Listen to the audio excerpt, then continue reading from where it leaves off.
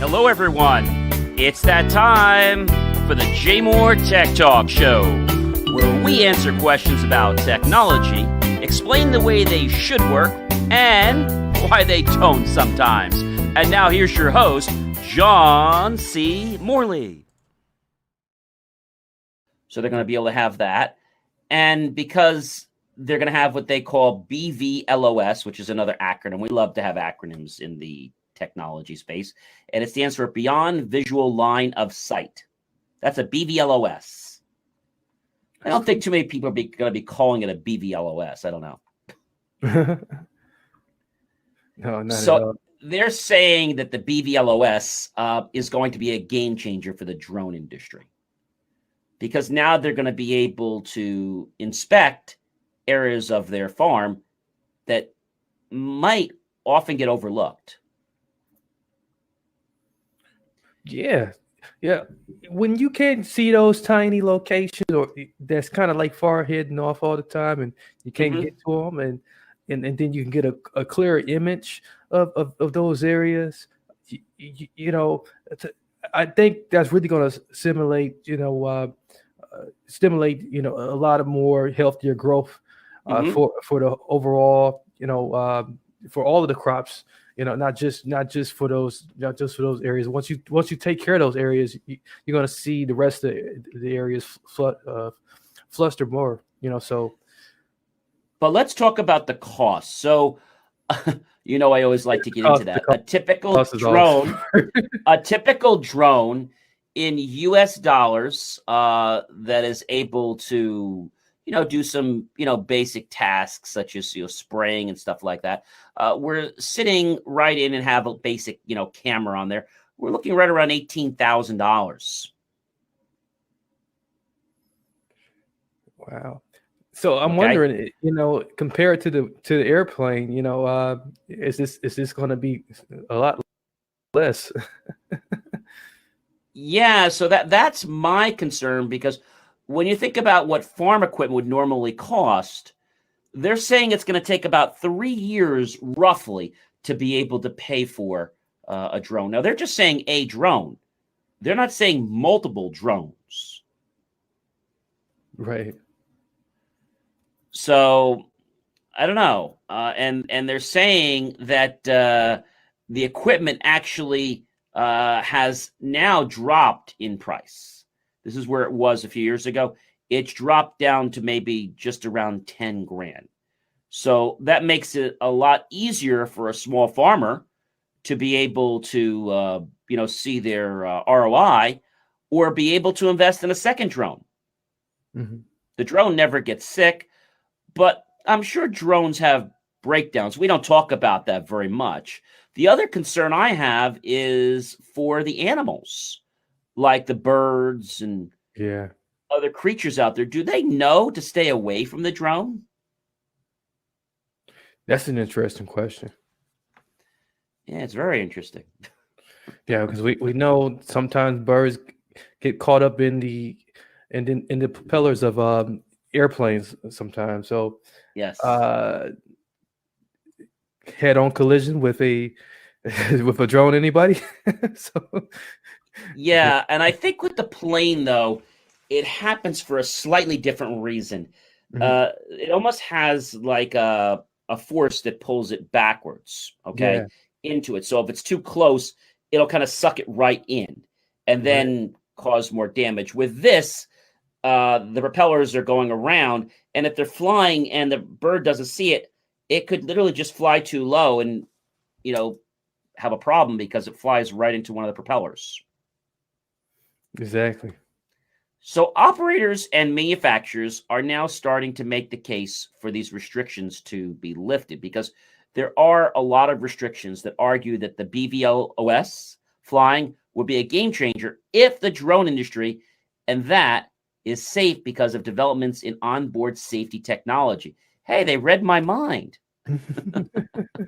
So I think they're trying to go that way, but we're not there yet. And that's going to be things like sense and avoid systems, such as what you'd find on your car. If you get too close to the side or the front of your car, or the back of the car, starts to beep. And then the closer you get, it beeps louder and then has lights. So the more lights that come on, you know that you're getting close. And when that beep changes to a different tone, well, you know you're going to hit something very quickly. So you better put the car in reverse or change course in your direction. But I think safety is going to be a big concern. And I don't think this is something they're going to come up with overnight, right? No, not at all.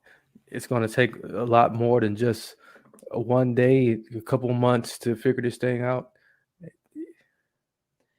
Yeah, so I'm really happy to see where we're going.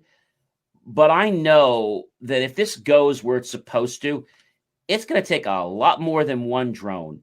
I think farmers aren't going to start buying this. This is my opinion until it starts getting around the $3,000-$4,000 mark. I think a $10,000-$11,000 mark is a lot for a small farmer. Yeah, definitely you can't fork that all up front. So, like you said, bringing down the cost, maybe it makes sense, especially if you got a good ROI with this thing. Yeah, and the company that's actually been working with this with a lot of farmers is called Adama, ADAMA Limited, and their job is that they're one of the world's leading crop protection companies. Did you even know that we had something like that? A crop protection company. So I guess the job that they have is to make sure that the farmers' livestock and their produce and their plants don't get damaged, and that they are always fertile and they produce and they're able to have a return on their investment. Well, that's definitely a good thing. And again, as long as these guys do their homework and they continue to reveal what the reports are saying, I think we'll get a thumbs up on this. Yeah, I do too. But again, I'm happy to see that drones are being used in an area that's not just for only delivering packages, like for Walmart and for Amazon. So I'm very happy with this potential breakthrough in where it's going. So I'm happy about that. But in other news, Google is settling a case for $3.8 million. Holy moly. Yeah. You have to wonder, if they're going to settle, they're wrong. Right? Yeah, automatically. And so Google's going to pay $3.8 million to settle allegations that it was discriminating against women and Asians announced in the U.S. Department of Labor. Now, I'm sorry. I just don't play that way. To discriminate against anyone, race, religion, sexual orientation, gender. I mean, that's just wrong. Color, political denomination. I mean, what were they thinking? I mean, what did these companies think, Marcus? Because they have so much money, they can just do whatever they want? That's what it sounds like. I think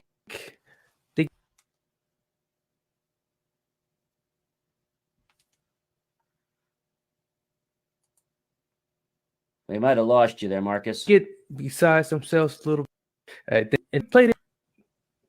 They tend to go by their own routine, and then ignore what's supposed to be. So this is why they get hit with these lawsuits, and pay big. Yeah, if they would just take the responsibility, Marcus, and own up in the beginning, and not be such like pompous fools, I think people would have more respect for them. And I also believe that they would be more of a profitable company. I mean, these companies don't have an issue with revenue, but I'm sure this is hurting them a little bit. Yeah, it's definitely. I mean, it's hurting their reputation. It's more so than their pocketbooks. And the more these cases they got to settle out, it's going to make people turn their heads a little bit more. and and they're going to have to really start answering the questions of those who are inquiring about what's really going on. Exactly. And speaking about, big players, Tim Cook, we all know Tim Cook from Apple, may have just ended Facebook. Looks like he's no more Mr. Nice Guy.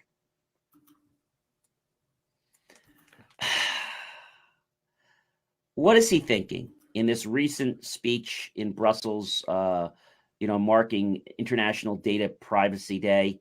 The Apple CEO, Tim Cook, went on the offensive against Mark Zuckerberg and Facebook. And Cook's speech seemed to be a direct response to Facebook's recent attack on Apple in where they're going in the world of the largest social networking tool. All because of Apple's new privacy changes. But what's most interesting is that Cook took a direct aim at Facebook without ever mentioning the company by name. Ooh. That's below the belt. It is. Why can't these companies, and I've said this before, learn to play in the same sandbox together? It's a big ego thing. It's a big, I got the big bank account too, and I want to take you down, if you're not going to play by my or respect me in this matter. It was like that girl a long time ago. She would say, it's my party and I'll cry if I want to, and I'll just cry. Yeah. I don't know what these people are thinking, but it also takes me back to something that I remember when I was talking to a doctor not too long ago, many years ago, actually. He had a very pompous attitude. And I just said to him, and he was only a couple of years older than me. And when I said something to him, he was very nasty. So I made a comment to him that, you're just wanting to put me in surgery. By the way, I didn't do surgery. Mm-hmm. But he was like, yeah, we're going to need to do surgery. I said, I don't think I really need surgery. And I think you're just looking to finance your new sports car for yourself or your significant other. He just kind of stopped.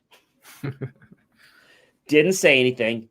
And I said, Doc, I said, regardless of whether you're a couple years older or younger than me, which you are, I put my slacks on the same way you do every morning. Left foot, or right foot, left foot. Why are we so different?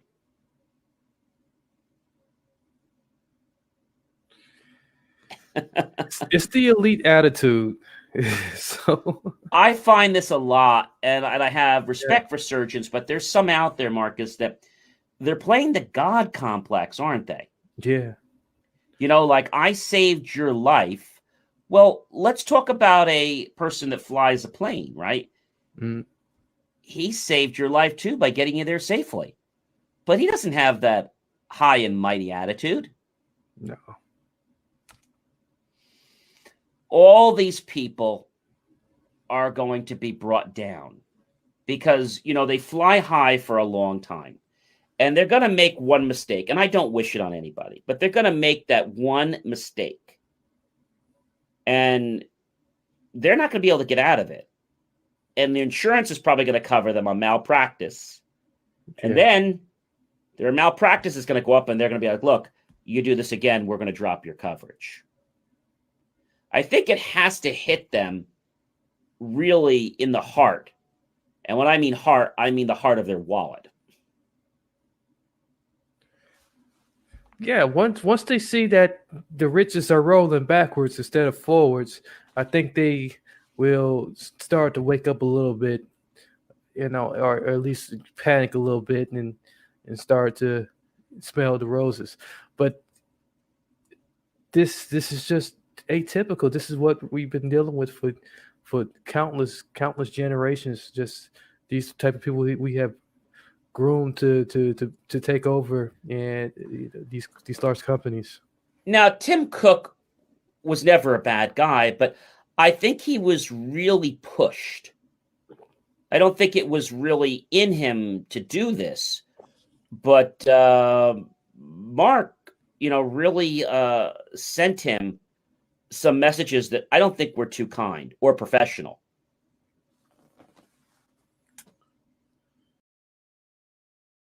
Yeah, that sounds a lot like Mark. So. Mark was, this kid for a long time when he first started the company. He said he didn't care about money, but he had this attitude that was just like, I'm mightier than anything. And whatever I want is what goes. Just his respect for people. You remember the movie. I'm not going to get into that on this show, but that movie and how he took someone else's idea. Yeah. And then he just blew it off like it was nothing. And he treated his friends like dirt. And they were trying to help him succeed. And all he kept doing, Marcus, was just stepping on people to get to the top. Some people do that, but I don't think that's the right way, because if you step on them going to the top, well, you're going to have to trip over them when you go down. Exactly. And no one's going to catch you. And you can see his eyes in this picture that he's really not happy with the statements he's having to make, but he's doing it because he's defending himself. If somebody hits you, I know we're always taught to turn the other cheek, but how many times are you going to turn the other cheek if somebody hits you in the stomach? Eventually you're going to slug them, right? You're not going to say, well, hey, you hit me. Yeah, I want to just keep turning the other cheek. Yeah, I don't ever want to hit you. Hey, look, you hit me. You hit me again. I'm gonna knock you out. Right. It's either that or some messed up guts, and I don't think anybody wants any messed up guts. No, so I think this is just the beginning of where things are going to go, and it's going to get very messy as the months evolve. Yeah, it is. I think we might even be seeing another lawsuit, and possibly there's a very good shot that Mr. Zuckerberg could be removed. I'm not saying definitely, but if he doesn't watch his step, he may be removed to protect that company. And let's face it, Mark does not own the entire company of Facebook. No, he has a good percentage of it. And if that company's going to go down, you think they're going to be just keeping Mark up there because they're his best friend? No way. If the company's going down, they're going to get rid of him, or at least demote him. Yeah, because at this point, he's just been very wild, and he has just as many beefs as rappers, and it's getting pretty out of hand. He's got a loaded gun, and he doesn't know what size bullet he has, or what chamber he's using, or that it's even an automatic or a manual.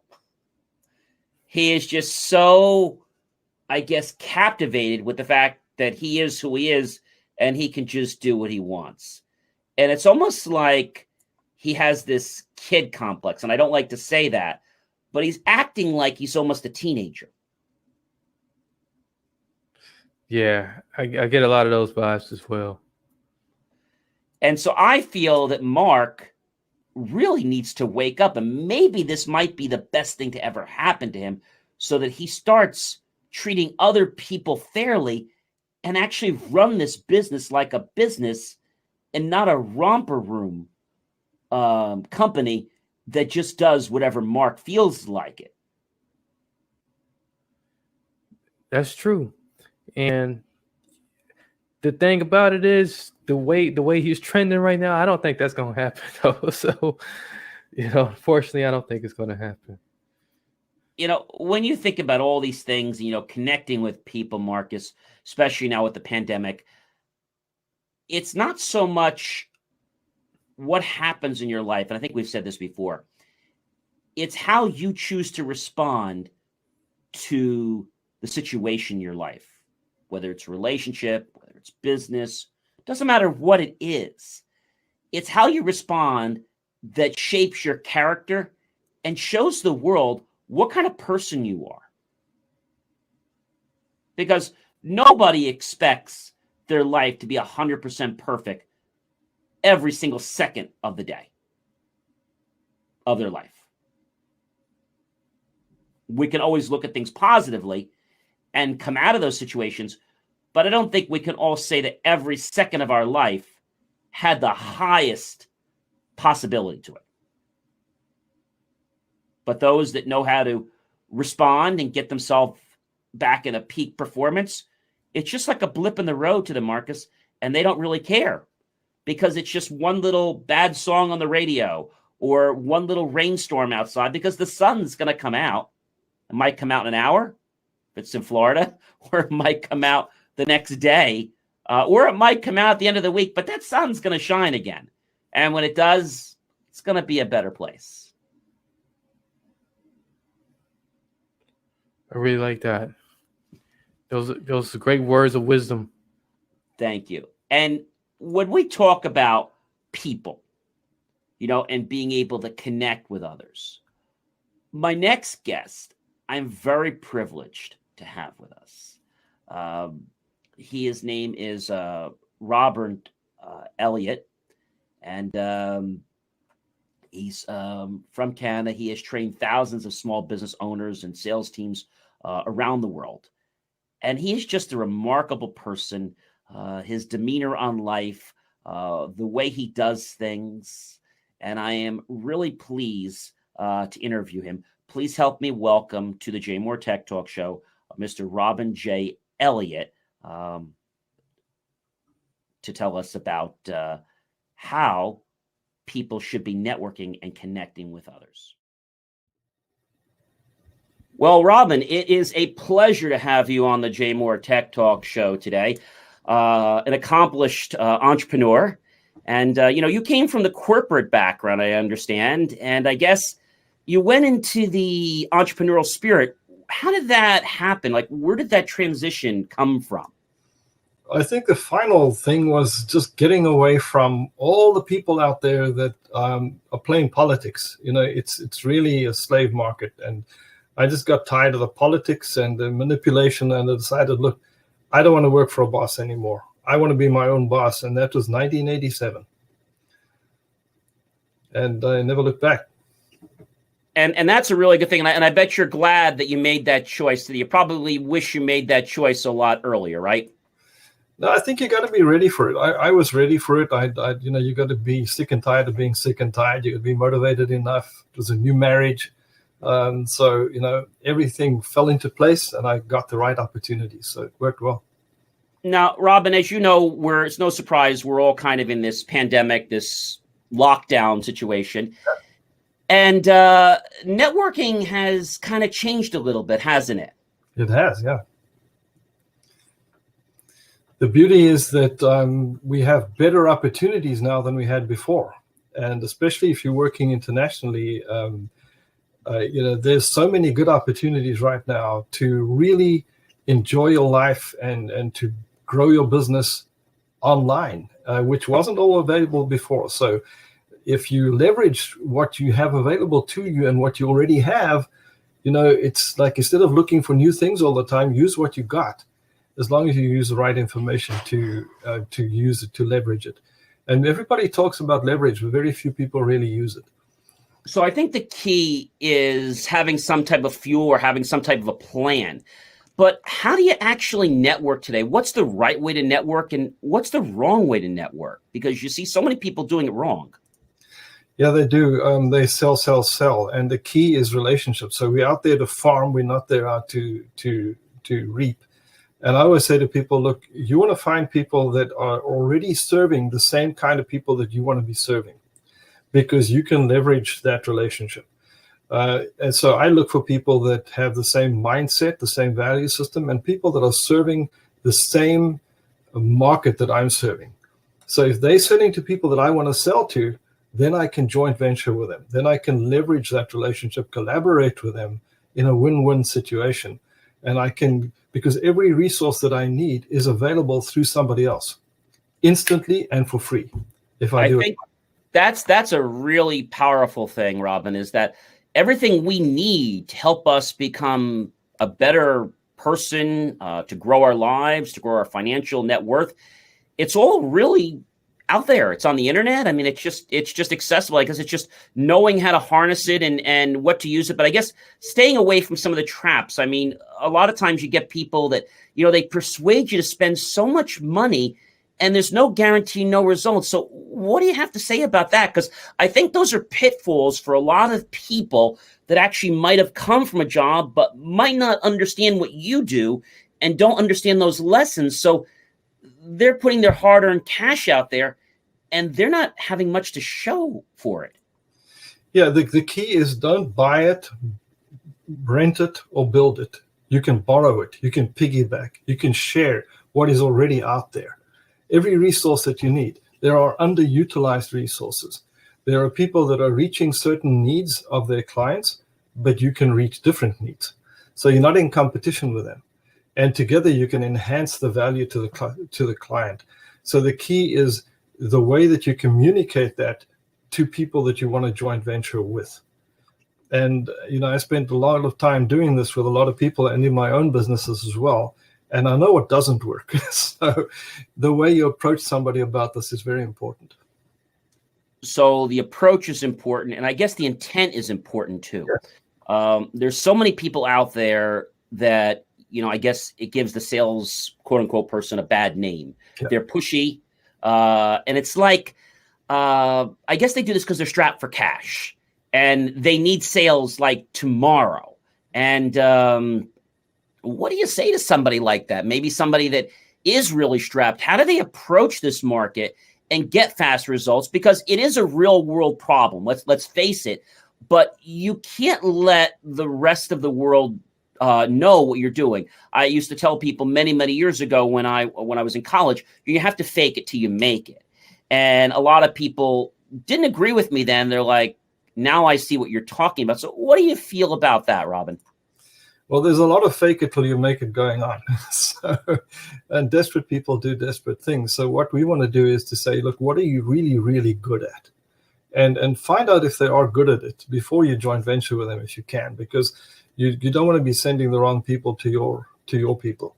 So I like to do a little bit of research. If they were a well-known company, it's probably safer.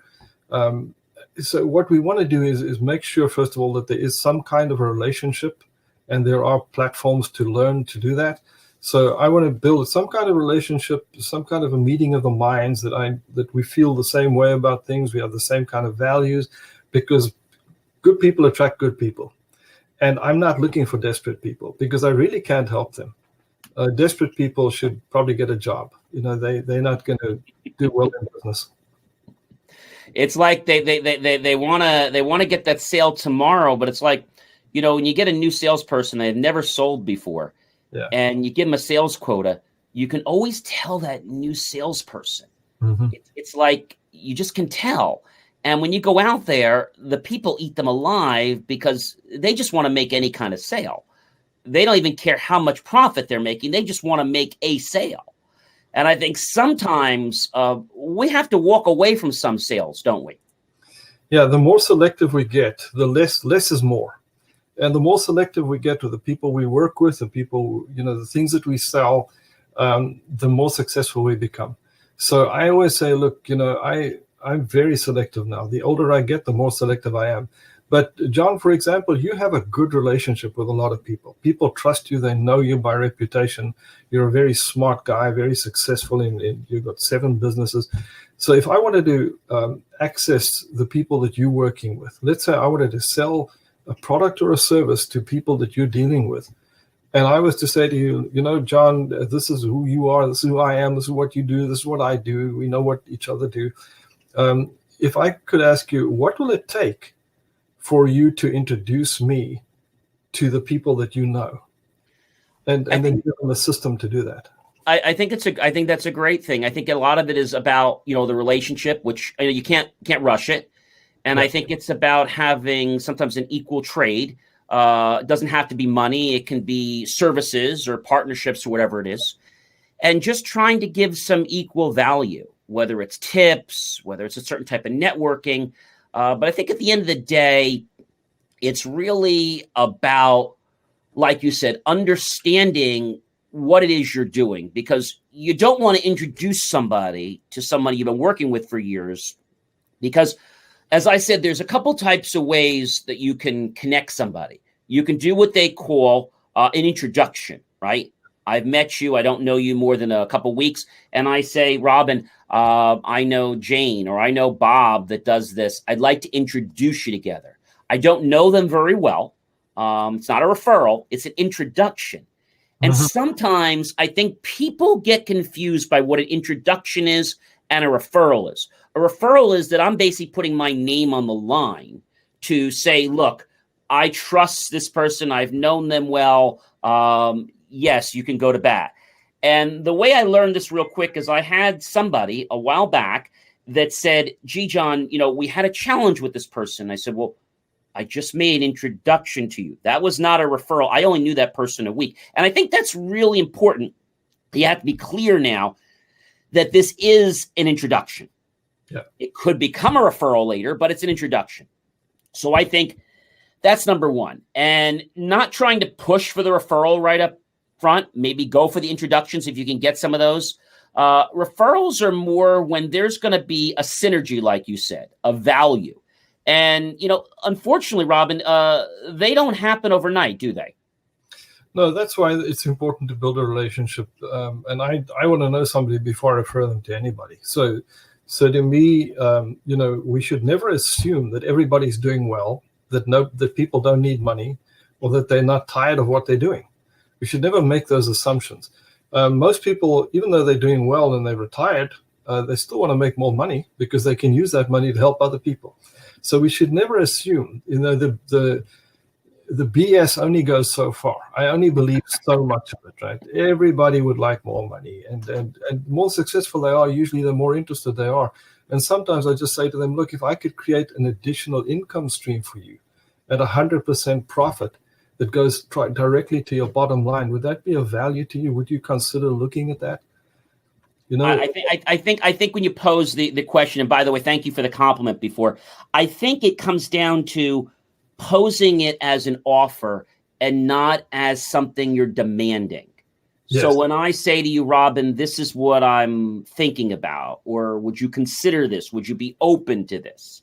You may be, you may not be. Yeah. And I think if we treat it like a conversation, it has kind of, I don't want to say no strings attached, but it has a lot less emotional attachment or commitment, because eventually that's going to grow as you're in a partnership, but it's going to have a lot less if it's going to be less stakes in the beginning. And as you trust that person or that situation, then you can put a little more on the line. Yeah, I like the no money, no risk. And I like to say to people, hey, this might be for you and it might not. You might have the time to consider this, you might not. And that's okay. So I give them a way out right at the beginning. And then I'll say to them, look, and genuinely, John, I got 46 systems, right? So to leverage and to create collaboration and joint ventures. So I've been doing this for a long time. So I know what doesn't work.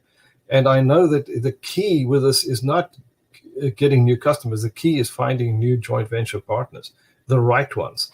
And there's a lot of them out there. There's a lot of good people and there's a lot of bad people. So I just want to find people like yourself and like good people, because good people usually attract good people. I think it comes from that phrase from many, many years ago. It's probably before I was born. And that's, the company you keep is what you become. Yes. And I think you can choose to have your friends. You can't pick your family. Hopefully they're good. But you can choose your friends and your business partners. And so when you choose them, that says something different. Family you have to like. Like I said, hopefully we like our family.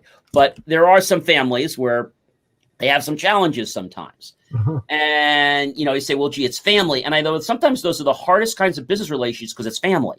Yeah. And I always tell people, don't do business with family right away. Yeah. Do business with a stranger first. So now you can understand things from a open perspective and be in a way that when you get back to do a family agreement, you say, well, gee, this is how I treated my other business arrangement. I'd like to keep it the same way, the same structure. Right. And I think sometimes families don't have that. But You bring a lot of knowledgeable information to the table. And, as you said, partners are really important. Trying to collaborate, trying to get your message out there. Because let's face it, when we do something as one, we're nothing. But when we build ourselves together and become together to build something bigger, then we truly are a synergy. But when we try to just do one thing ourselves or do everything, I think that's when the problem happens. I think that's when big companies have problems too. They try to be everything to everyone. I'm not going to name names here, but there's a letter in the alphabet, and you're going to probably know who I mean. It's the third letter of the alphabet, starts with a C. Again, I'm not going to mention their name. They really went downhill. And I know my tech company, if anybody ever buys anything from them, they'll be gone because that company has become a marketing engine, but they lost the foresight of the customer, of the client. Yeah, because if it's win-win, then it has to be a genuine win-win. And I think what we people don't know what they don't know. And I can sit down with somebody and open their mind to a lot of things they haven't thought of, and they can do the same for me. So when we just have a conversation, suddenly doors start opening and new ideas start coming on. And there's a lot of things that the average person has never thought of. I heard a story about a guy the other day. He approached Jay Abraham. You know who Jay Abraham is? Yes. Yes. I like him, and I've learned a lot from him, one-on-one as well. So with Jay, this guy approached him, and he had a great plan for a motorbike. I think it was a motorbike. And he said to Jay, I need $1 million to do this. I don't have any money, and I really want to do this. And Jay said, but you don't have a problem.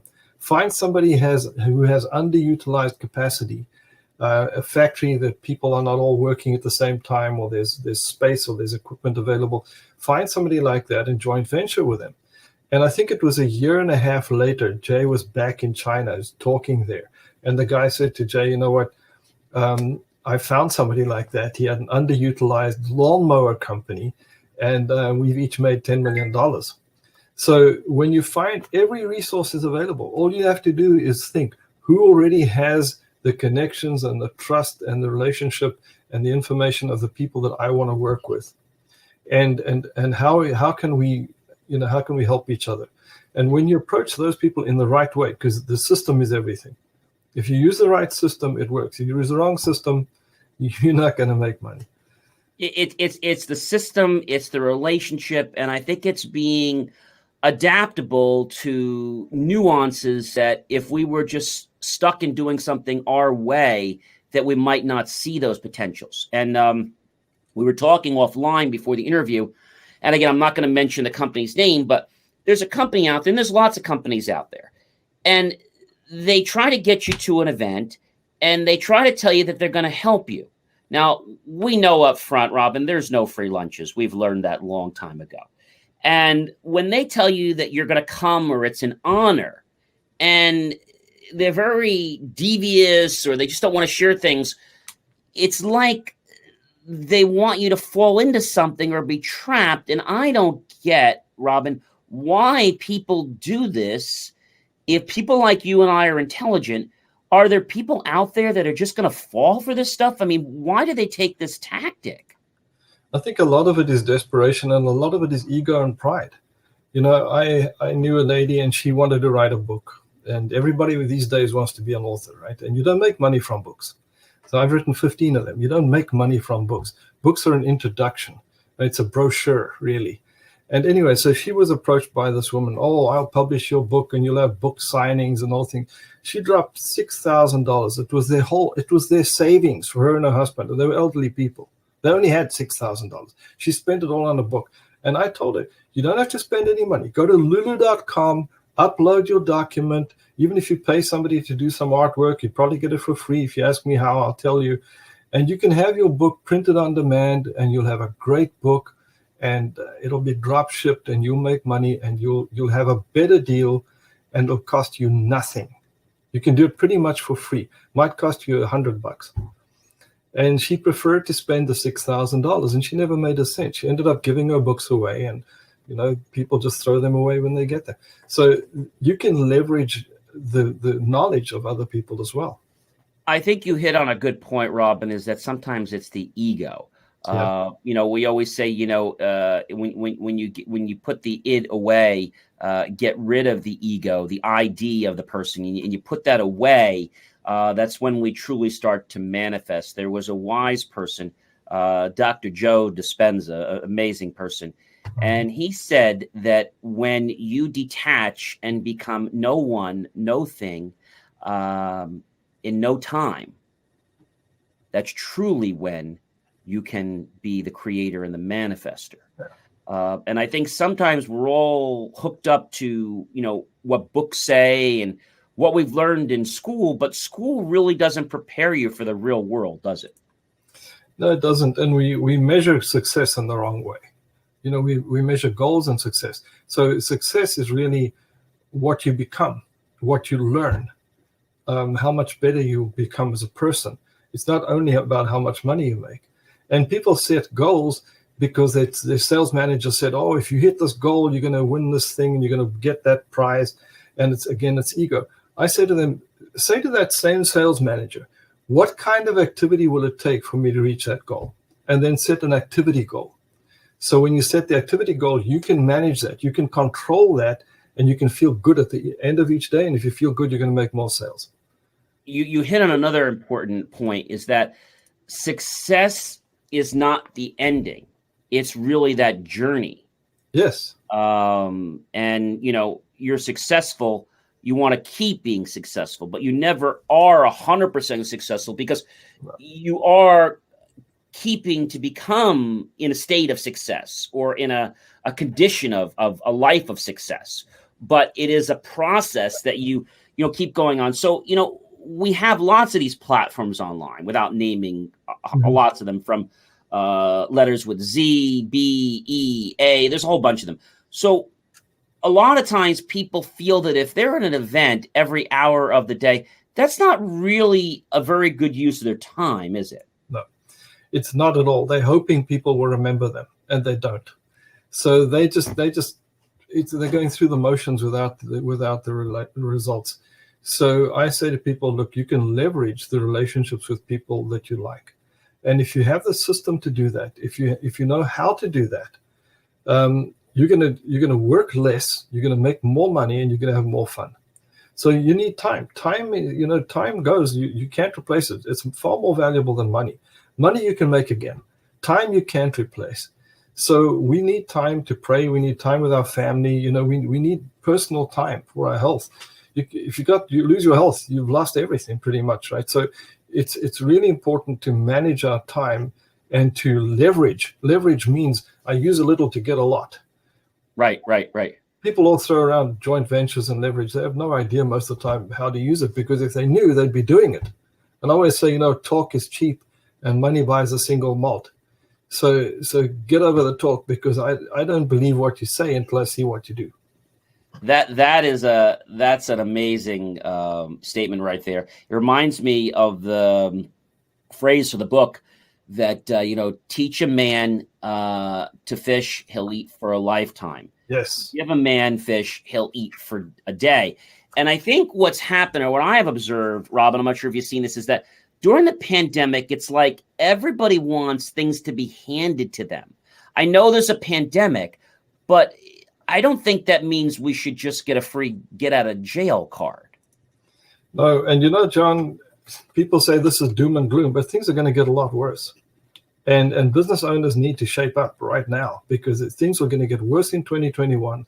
And there's a lot of things going on. So we need to be stronger and sharper than ever before.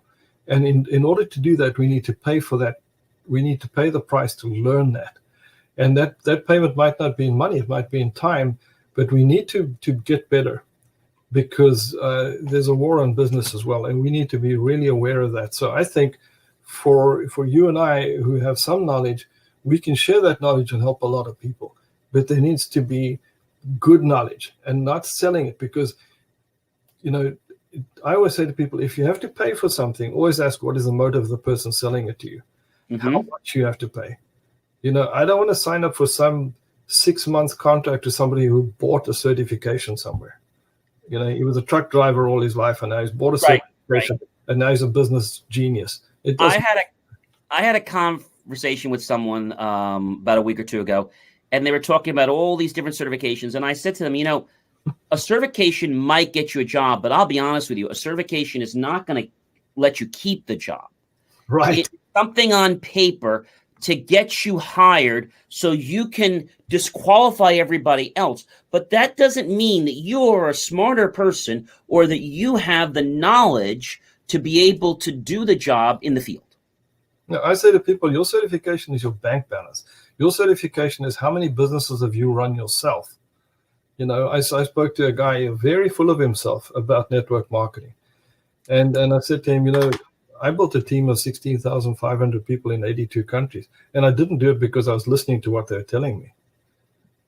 Because what they're telling me is you're going to get the same results as everybody else. So you got to think differently. And you got to think in terms of the value to the other person. As you said, get yourself out of the picture.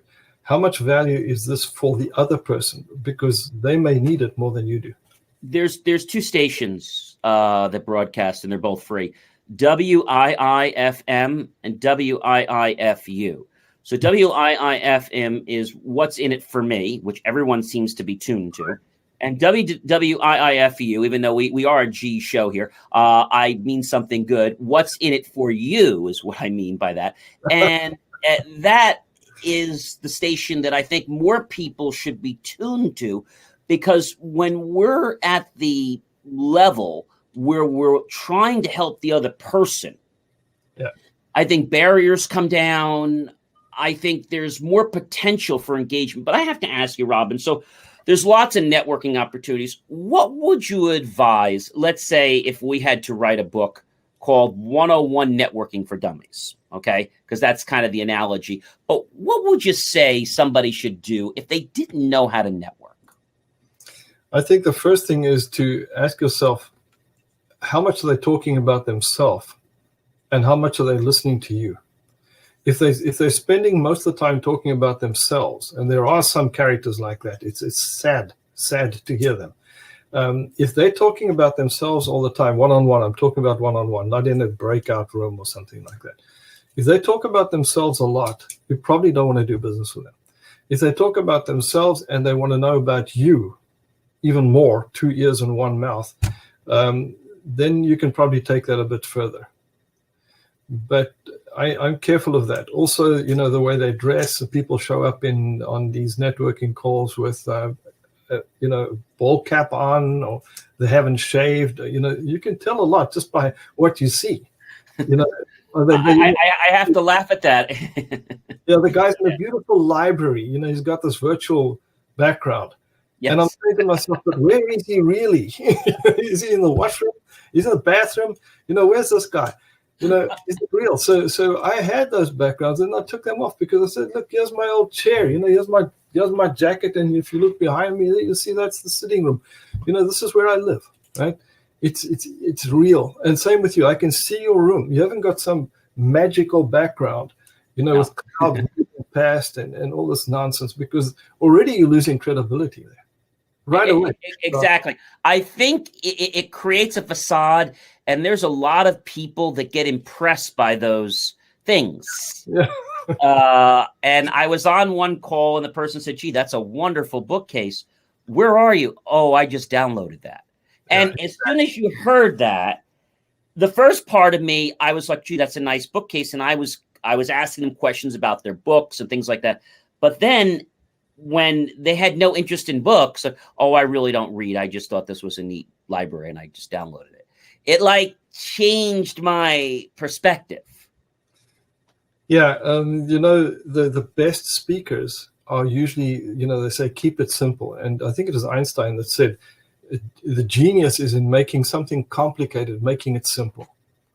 I love that. And I love his other phrase. He says, the definition of doing the same thing over and over again and expecting different results is insanity. They do that in network marketing, and people don't differentiate themselves. So I spoke to a guy recently. He said, there's so many people selling the same product, selling the same service. It's a really good service. I mean, I use it. I don't sell it, but I use it. It's really good. But he said every second, man and his dog is selling this stuff. And I said, yeah, you got to learn to differentiate yourself. And when we came to Canada, we didn't know anybody, John. We'd never met anybody who'd never been here. They didn't know us. We were just a funny looking guy with his wife, and that was it. And within 4 months of starting my business, I was living off the business because I just piggybacked on something that was already working. Right. But you don't have to create it. You can piggyback, and you can use. And the one of the richest guy that I ever worked for is a very interesting story. I'll tell you one day. But I asked him, so how did you get so rich? And he told me. I couldn't believe it. It was an amazing story. And then he said to me, and Robin, what you need to do, because I was training a lot of his companies and his franchise and doing his keynotes. And he said to me, here's a book you must read. It's by Al Ries and Jack Trout, and it's called Horse Sense. Horse Sense is, find a horse and ride it. Don't walk, ride a horse. And he knew I liked horses. So I read that book 3 times. But how many times have you recommended a book and the next time you say to them, did you read that book? Oh, no, I didn't get around to it. I'm too busy. You bring another point up. A lot of people, us being entrepreneurs, time is important, and we choose our time very wisely, what we want to do with that. And I think another important thing is that when you do this, it sets a certain tone. But if you just go, like you said, to every networking event or everything that's out there, I don't want to see it cheapens the person, but I think it just says that I'm here for every event. And it's like, I'm not busy is what you're saying. When somebody has to get into your schedule, I think there's another respect there. And I think a lot of people, well, just call me anytime. And I think, I don't know if it's because of desperation or what it is, Robin, but they just want to be available. But I think being too available is not the greatest thing. What do you think? Yeah, I agree. And the key, I never call anybody to make an appointment. They call me. I set it up like that. So I want people to call me. They hear what I have to say. They see me speaking. I'm branded all over the internet. I got 15,000 people on LinkedIn. If people call me, then I'm solving and I'm closing sales and I'm helping people. If I'm calling them, I'm pitching them. So people call me. No, I never call anybody. I call a friend, but I'm not going to call somebody to try and sell him something. Because if they've seen this ugly face and they've heard what I've got to say and they don't call me, it means they're not interested. Get over it. Move on. I believe the same thing. It's about getting the appointment set up. It's getting but the person has to want to talk to you. And that's what it's about. If it doesn't work, that's fine, but have a conversation. And what I want to ask you is, with all these events, free events, paid events, so what kind of guidance can you give someone? Because I'm sure a lot of our listeners want to know and viewers want to know, where do they go? How do they actually network? So, I mean, I know you told me that they should basically be listening more because we're given 2 ears, which makes a lot of sense. But what's the right way really to network? Are there any tips you can give some of our beginning network people? Yeah, I think the key is to be very clear on how are you different from everybody else selling the same product or the same service, number one. And number two, and then to listen, as you said, is number two. And number three is try to build relationship before you try and sell something. Get somebody to know something, get to know somebody. Do those people even share my values? And people, the more they talk, the more they tell you, right? We know what we know.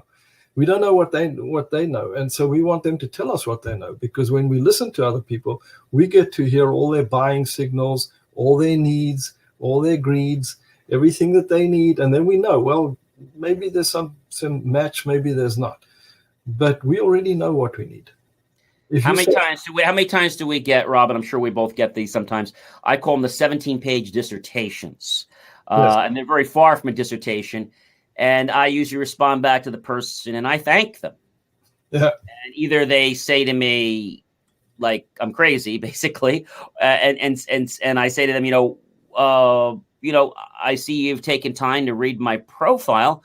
Why did you just send such an elaborate presentation to me? I am very impressed. I'm not. Or the other thing that I do is they send me something very short and they say, I want to connect with you. And I said, well, that's great. A lot of people want to connect with me. What drew you to me? Exactly. And they drop out like a ghost, or they suddenly disconnect from you. And I think that's the problem. And it's hurt LinkedIn a lot because people use it as a mass email engine, which I think is bad. I think people need to realize that they need to read the profiles, have proper profiles, and that when you reach out to connect with somebody, take the time to get to know that person. If the person is not pitching you and they are just wanting to have a conversation with you, I think a lot of people just want to shut the conversation off because they know right away they can't hard sell you. And in a token, that's very good because, yes, it does make it easier so we can move on. But I think they're doing themselves a disservice by not opening themselves to want to learn and connect. Yeah, or they send you a message on LinkedIn and say, well, what is it that you do? You say, what? You didn't read anything on my LinkedIn profile. What is it that you do? Well, how lazy are you? Did you just fall out of bed? Did your wife exactly this morning? What kind of a fool are you? So or you get the person that they're on LinkedIn and you're, let's say, doing, I don't know, painting. And suddenly, we paint all kinds of houses, homes, and corporate buildings. And you go back and say, did you even look at my LinkedIn profile? Because if you did, you'd see that I've been an established painter for X years. I'm not, but you get the idea. And I think, and then they kind of like, I don't know, they feel like, I didn't see it. It's like they're, like you said, they're being lazy. Yeah, or they say, I'd like to know. One of their pitches is, I'd like to learn more about your business. When can we talk? But yes. Actually, they want to sell you, and so to me, there's some people I don't even reply to them anymore when they're too blatant about it. I used to reply to every message. Now I don't. I just got to the point. You know what? My time is more valuable than talking to an idiot, and there's a lot of them out there. So I want to speak to somebody that has some credibility, and these guys that say, I just want to help people. I don't believe that either, because I just want to help people. Or I had a guy, he's a bank manager, calling me from New York. He wants to network with me. I said, first of all, I live in Vancouver. Secondly, I don't refer anybody to banks or financial planners. I will never do that. It's against my principles. So we're not going to be talking, right? Because I don't refer you to banks. I don't believe in banks, and I certainly don't believe in most of the national. There are some good financial planners, but very few. Okay. So don't even ask me, right? It's not going to happen. That's a problem. And then when they see that you don't do that, they either disconnect from you, or they try to ask you, well, why not? Or I had one gentleman who was trying to do credit card service, real short story, and he didn't get it. He said, do you need credit card services? And I said, I'm really good right now. Oh, who are you using? I said, we're really happy with the company we have. Goes away, comes back. And she says, a lot of people like you would kick themselves when they learned how much money they left on the table. I'm like, this guy's brazen. Yeah. I've already said no politely, 3 times? Yeah.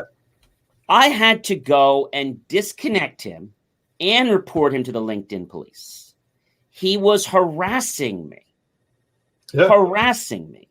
There's no need for that. No, and I tell the guy straight, because I'm not looking for friends. I'm not looking for popularity. I retired. I do what I do because I like making extra money, and I help people with that. But I'm not looking to deal with those kind of people, because if they do it to me, they'll do it to the people I refer them to, and I will be judged. Exactly. Your business people, we do business with people we know, like, and trust. Yeah. And that's kind of inevitable. So you're going to kind of become friends. But if you're trying the friend route and then trying to get into the business, that just doesn't work because it's superficial. Maybe that worked in high school or that worked in college, but that doesn't work now in the business world.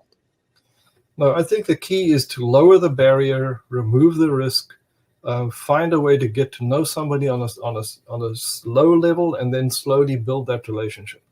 And so you share my posts, on LinkedIn, and I'm very grateful for that.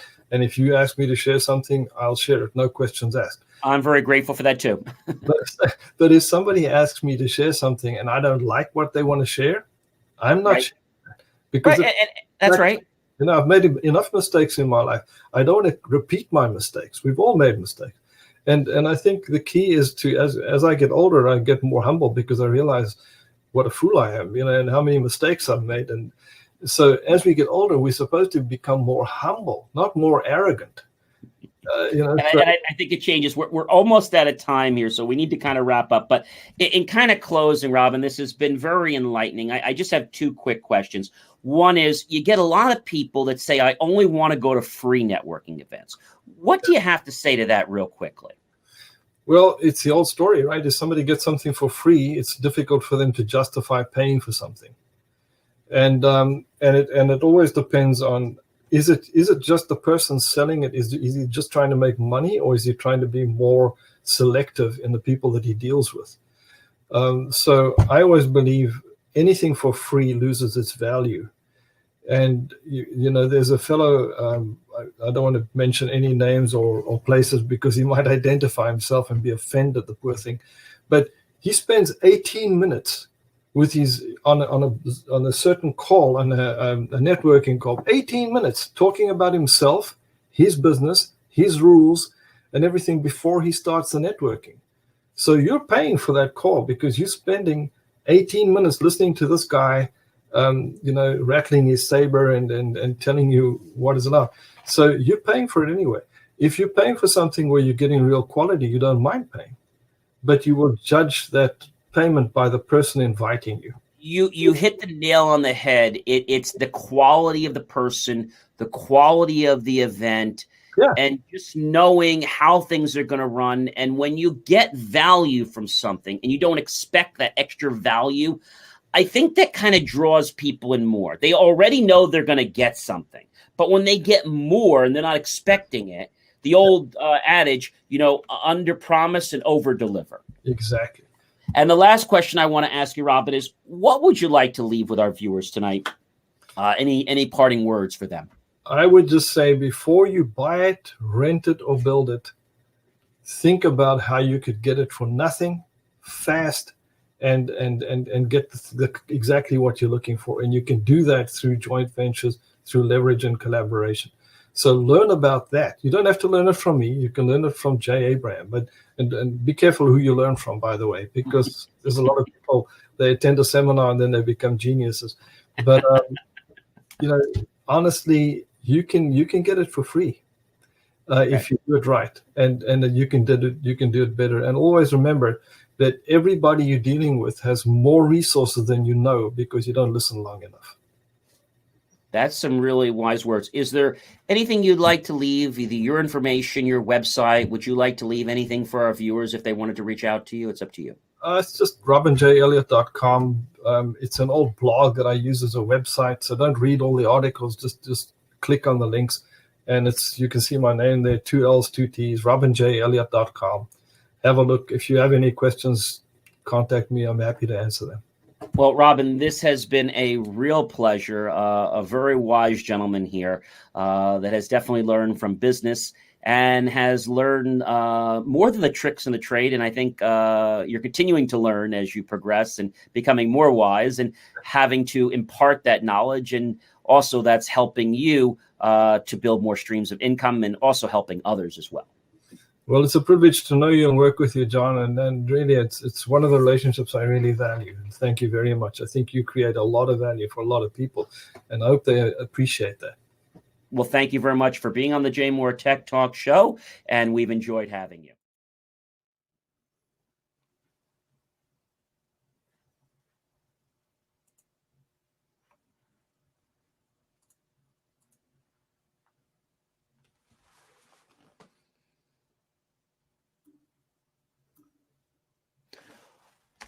Well, welcome back, everyone. What did you think of that interview, Marcus, with Robin? As always, straight out of the park. I love the value that was brought here tonight from Robin. And he is definitely a person you and I talk about all the time that is definitely about value. A great person and someone that understands value and really explain to us about how many people try to, I guess, slip into that value world, but they really don't deserve to be there because they didn't earn it yet. A wise person once told me something, Marcus, and it helps me remember what he was saying, in that there's two types of public relations you can have. You can have what they call paid media, and you can have earned media. Now, paid media will get you a spot in the light for a day or for an hour, but earned media will actually get you up there because of the accomplishments you've done, and they want to talk to you, not because they were paid. So that really, brings that point home. And I just feel Robin has brought so much value. I wish we had more time to talk with him, but he was just so great. And I hope people, learned a lot from him, because he really does connect with a lot of great people. And again, someone I met online. But if we weren't going through the pandemic, I probably might have not met him. We met at an event, and I'm always looking for great people to be on the show and people that have value to bring to the show, because, that's not easy to find people. There's lots of people that want to come on the show because they want to sell something. They want to talk about something that's to help them. But in the entire interview, Robin didn't say anything about him, what he was selling, his coaching. He's just a very respectable man, and one that just really just shines value in every single moment that he is with someone. That's what matters in the world. When you got people like that, it is so contagious. It's so worth more of your time to be around them, to talk with them. And what it does, it attracts more great things into your life. I was at an event earlier today, and at this event, there were people on there complaining that they were in the same room. And I said to them, you should get to know the people a little better. Oh, I don't really want to do that. I've talked to them already. And the reason that the other people didn't want to get to know him is he's known as somebody that is a pusher or a hustler.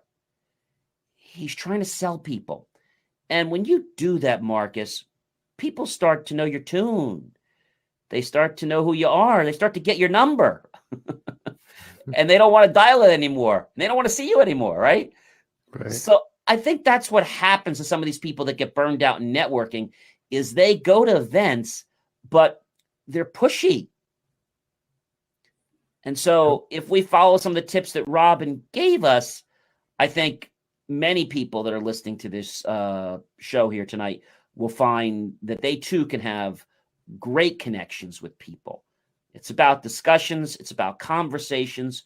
It's about learning about someone's problem, but it's not about trying to sell them something because they're a body and they have a wallet that has money. That's not what it's about. And I think people see that, Marcus, when they're able to know that they're being treated like a commodity, or even if they have money and people abuse that or just feel they can pay for anything. It really cheapens the relationship. And not only does it cause the person to lose respect for them, it just gets them to become very non-interested in not only them, but in anybody else they hang around with. That's why it's so important, Marcus, to pick great people that you network with and that you do business with. You can pick your friends, but you can't pick your family. Hopefully you like your family. Yes. That's an important thing. But in other news, as we're getting back into the world, gaming has been around, as we know, for many, many years. But what's changed in gaming is something called, the virtual reality and also the augmented reality. And by the way, for any of you guys that are watching the show, you can actually go to jmoore.com and you can go to where it says social and go to blogs. And every single Sunday or Monday, I write an article. And this past week, I actually wrote an article, which I think a lot of you will find very interesting. The title of the article, again, you can find it right under social and then just go right to blog. You'll see it right on the right-hand side of the column. It'll say augmented reality, AR versus virtual reality. Why should I care? And we're not going to go into that on this show, but I just wanted to give a little of a precursor because of AR and virtual reality. It's starting to get people to want more. And so that's pushing companies to have to give more. Well, now imagine being able to not just put on a haptic glove, which we talked about before, which is a glove you put on, and it can help you to actually have the sense of touch, temperature. You'll be able to get the size of something reported back to the screen based on how you touch something, and also tactile feeling and pressure with sensors and devices that are able to push down against your fingers. So that's just one device. But let's think about wearing a suit, like maybe a vest, right? How about going as far to have an entire bodysuit that's haptic? Wouldn't that be epic? Very cool. And it's going to have a few zeros on there. You probably know that. A full bodysuit right now, I think we're probably looking a full body suit. If it was available now, we're probably going to be looking somewhere around $8,000 to $10,000. Yeah, but for the most part,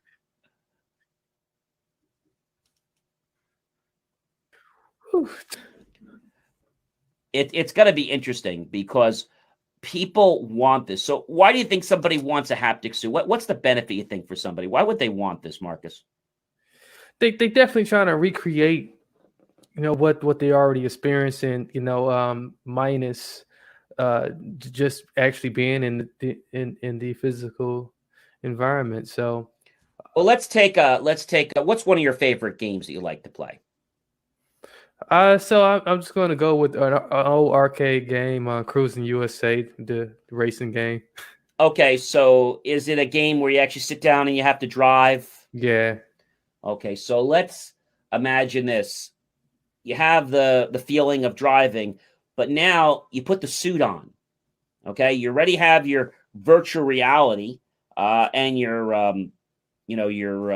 augmented reality. And just to give a recap for everyone, virtual reality is when we take the sight that is in front of your eyes and replace it with something totally different, synthesized. So that could be a Tech Talk show. It's another great Friday. That was some snow we had this week, wasn't it, Marcus? Quite a bit of the avalanche.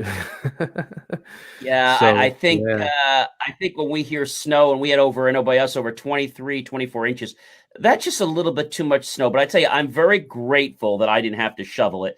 And that's why we have associations and people that can do snow plowing.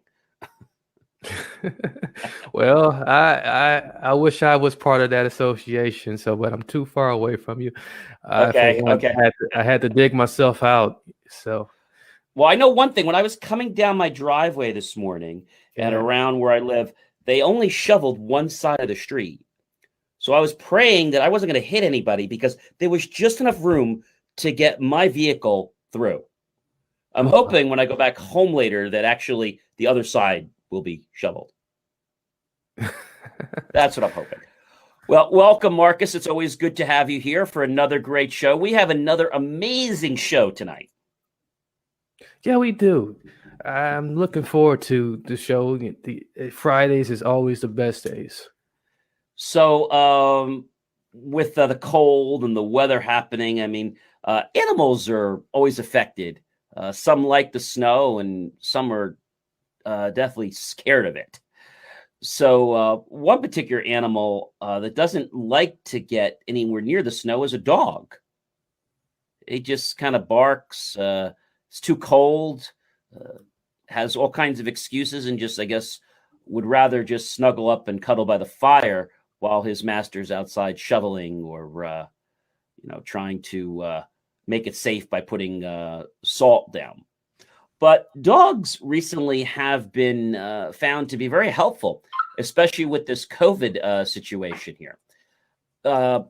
dogs have been trained recently, Marcus, to sniff out COVID. And they're saying that there's early results from several studies, and it's encouraged researchers around the world to develop and expand canine programs that are going to screen people for COVID-19 infections, such as airports, hospitals, or sports venues. What do you think of that? I've been hearing a buzz about this thing, and this actually sounds pretty incredible. It really is a good play on the word dogs are man's best friend. And we learned not too long ago, actually many years ago, that dogs were helping us when it came to narcotics. They were able to just, stiff them right out of people at the airports and even in schools and stuff like that. But, they're working on this in Russia, England, Chile, Australia, Iran, Finland, and more countries. So this isn't something they're just doing in the United States. This is definitely going to be a trending thing. It's going to be very popular. We like, as you mentioned, when they started doing it for narcotics and other various things that they wanted to search for, it definitely became a trend around the world. So I don't see why not. It would be something that would be widely used. They're really putting a lot of effort, not just in the dog and how, they're handling the dog, but just the way that they're training the dog. I mean, just some of these pictures, as we learned from this one person, Rob Harris, who's a medical detection dog trainer. Say that a million times fast. I couldn't, even if I tried. He runs training exercises for dogs to learn how to respond to things in public, such as we learned about how dogs are able to just very politely sit down next to a person or just sit down next to a bag. They don't really make a big spectacle, but just enough so that the officer knows this is someone to check out. So I guess they do that so that it doesn't arouse the person. And it's just kind of amazing how, we always have respect for dogs, but now that we have a dog that's actually called a biodetector. And such a cute little animal. I mean, some of them, they just, they're putting their lives on the line for us. So I definitely want to say kudos to these beautiful animals and these four-legged friends that we have. And also to the trainers that are just putting in so many tireless hours to help them understand how to navigate the field and keep us safe from COVID and many other situations. So I think this is going to be a pretty amazing thing. And across the globe, we're starting to see places called COVID-19 testing. And the dog is literally just by a line, and people will just walk by it, very similar to, the narcotics dogs. And they're able to just basically make a motion, and that tells the person that that's someone that's infected. Now, these particular dogs aren't just doing this from standing. They're actually getting a little close to your nose. So they're almost like standing up. So a little bit different than the typical narcotic dog. So they do have to get a little closer to you. So that might scare some people, but they say they're very safe. And these kind of dogs, you would think are like attack dogs, but they've been trained to help us to get rid of something that's affecting everyone, which is this current escalating and de-escalating level, as we hope, pandemic. Yeah, this is definitely just another way to combat against this widely spread and disease, this infection, COVID-19 it is. And whatever we can do to help reverse it, I'm all on board for it. And I know a lot of people are definitely going to kind of crowd around it. And I'm just looking at these pictures too. I'm blown away. It is like boot camp for these dogs. Yes, exactly.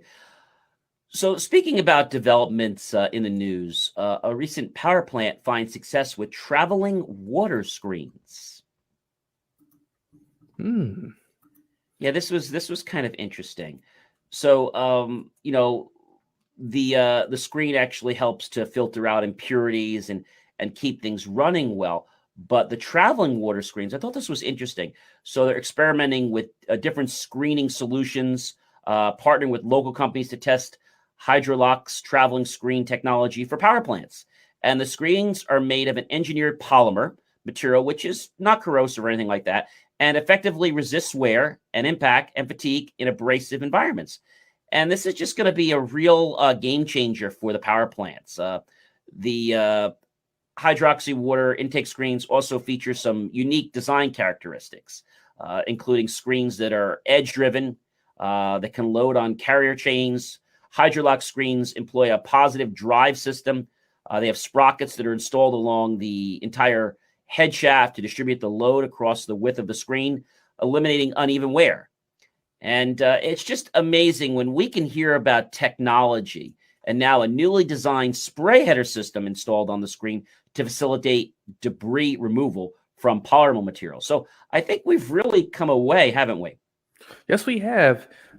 Talking about just decreasing manpower, it's really going to allow for a lot of the resources for other projects to thrive, particularly in this plant and many other plants that might adopt some of this solution. I think this is great. And I think the most amazing thing here tonight is that these companies are open to trying something new. A lot of the old plants out there that were run by management that was from a long time ago, they really weren't open to change, Marcus. It's like, this is the way it's going to be done, and we really don't want to hear another way. And that's a big issue. And when you're still stuck in the 1950s doing things, you're going to get 1950s results. So we need a lot of our companies and corporations to just step it up a bit. The 1950s is one thing, Marcus, even though that might be when they were born or in that time period, they're acting like they're in the 1920s or the 1900s. Yeah, you got that right. Yeah, I gave them a little bit of credit there. Yeah, well, you know me, I'm a hard nose. I don't really like to give anybody credit. So, a lot of times, you put your slippers on at home. I know I do that after I get home after work. And before I go on to the rug or the tile, I always put on my slippers, take off my shoes. And you always have to use two hands if you do it properly.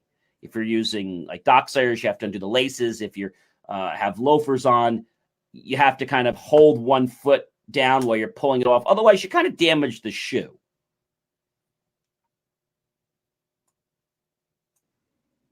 You know what I mean, Marcus? I know exactly what you mean. So damage your back. Yeah, exactly. And so recently a company has come up with a solution. Nike. They call it the GoFly Ease. Yeah, I'm looking at these things and they are pretty fly, as as I like to say, they are pretty fly, and they are very easy to just snap right on. They got a great demonstration video here on the article for those that want to check it out. I feel that it looks really simple, but my question is, how comfortable are they, and what type of application would you be wearing these for? Is it really a shoe that you wear every day? I'm not sure. It doesn't look like an everyday shoe, that's for sure. And is it a walking shoe? Do you think it's like a nice walking shoe? It looks like more of a walking shoe that I don't think you're going to be wearing this thing all day. It doesn't look like that. Maybe for a few hours. It has the rubber sole, so it'll be a nice thing for like when I take my hour and a half walk every day once the snow dissipates. But it looks like it's kind of, I guess, a hybrid to a sneaker. Yeah, I kind of see that, and but I wouldn't go running in this thing. I wouldn't either. So you just literally, when the shoes are open, you just drop your feet right into them, and you just push down, and the shoes are on. There's no fumbling with your heel. And here's the great part: to get them off, Okay, all you do to take them off is really easy. You just take the one shoe and you take the tip of that shoe and you push it down against the heel of the other shoe, and it allows the shoe to open up by sliding upward. And then once you've got the other one off, you can just touch the other shoe, and now you can take the other foot out. It doesn't really seem like it takes much time at all. I mean, I know these people have probably done this a million times, and maybe when we try it the first time, it might not be quite that easy. It's going to be a little awkward for us, but I think it's an incredible invention for the most part. Cool. I'd like to get a pair of these and try them and just let people know. I really like the colors too. The colors are really nice. You know, they got some nice colors. Well, you know, but again, you know, to run in these things, I don't think you can run in them. But you know, it's worth the try. So. And they got the mesh on them too. So yeah. I don't think you're going to be wearing these in the bitter cold outside. At least not at 32 or below. Oh, I wouldn't try it here in Wisconsin, you know. So, yeah. So we'll have to see what's going on. But I'm glad to see that a manufacturer in the shoe industry is actually trying to make something easier, because I've always felt that putting your shoes on, they're just very time consuming. You have to have a shoehorn. Well, we haven't seen any innovation in it for a long time. So, you know, this is really, really appealing and really, you know, excited to see something new. Maybe this is going to be a catapult to what we're going to see in dress shoes. Now, they're going to have to really work on the design, especially with leather, you know, because if you make something fold like that all day long, very big tank on that drone. And that drone's going to either have to come back many times, or it's going to need several drones, like, I don't know, maybe 50 or 60 to cover the kind of square footage that most farmers have. Yeah, I don't see no small drone carrying as much as what the planes would carry. so yeah, they didn't really pinpoint, you know, how that was going to work out. But for some of the other things, the tree and land mapping, the weed and disease control, you know, some of the other smaller things that really make sense, it really will be very helpful. Yeah, it's going to be neat. So it's going to help with plant pollination, images or video of the room that you're in, or it could be a totally different environment. It just replaces the site that you have. Now, augmented reality actually takes where you are. So let's say you were wearing a pair of glasses, and I was to put the date in the top right-hand corner. Or on the left, I was to put an app so you could scroll and check your email. That would be an example of augmented reality. Now, you can mix augmented reality with virtual reality. So let's say you're in your living room and you're playing this game. And now, where does this game usually take place? On a big raceway, pretty much? Yeah. Okay, so now let's envision that not only are you there with your haptic suit, which we'll talk about that in a second, but you got this haptic suit on, you got these goggles on, and this is in full virtual reality and augmented reality. So we're going to get rid of your sight, and we're going to superimpose over a new image, which is actually going to be the actual racetrack. Okay, you literally on the racetrack. If you pivoted your head just a little bit left, you'd be able to see the screen changing with you. Mm-hmm. If you pivoted right, now, not only if you moved your head, but if you went backwards or you went forwards. Now, to do things like that, you need sensors in your room so they can pick up where your body positioning is. But let's go ahead and throw haptic in. So if you were there and you have haptic gloves on, you're going to be able to feel the sensation of the wheels in your fingers, okay? How much you grip them.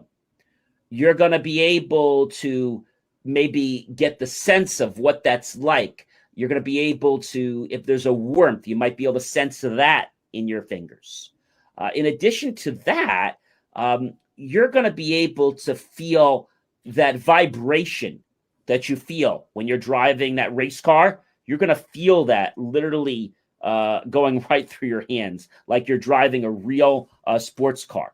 But if that's not enough, if you have a vest on, imagine that feeling transferring into your chest, and sensors all around your chest and back are now giving you feeling of motion. Tell me that's not wild. That is crazy wild. And boy, it just really take the experience up a notch and down and into a whole nother level. Now, I didn't go anywhere yet. That's where we are right now. When we get to the suit, imagine not only your chest, but your lower area, abdomen, your legs, all the way down. And if you put the boots on or the shoes, you'll have feeling all the way in your whole body of what it feels like, how your leg, how your knees feel, what it's going to be sensing when you're sitting in that car, and how your feet actually feel as they're pressing the gas pedal. That's great. Boy, like it can't come any faster because I can just imagine it. We're almost there, not yet. The problem is making these things is not inexpensive. So it's not at a level that we can make them very affordably. I think this technology needs to come down to a couple $1,000s before everyone's just going to go out and just buy it. Right. The haptic glove, we said, if it was available, would be close to $5,000.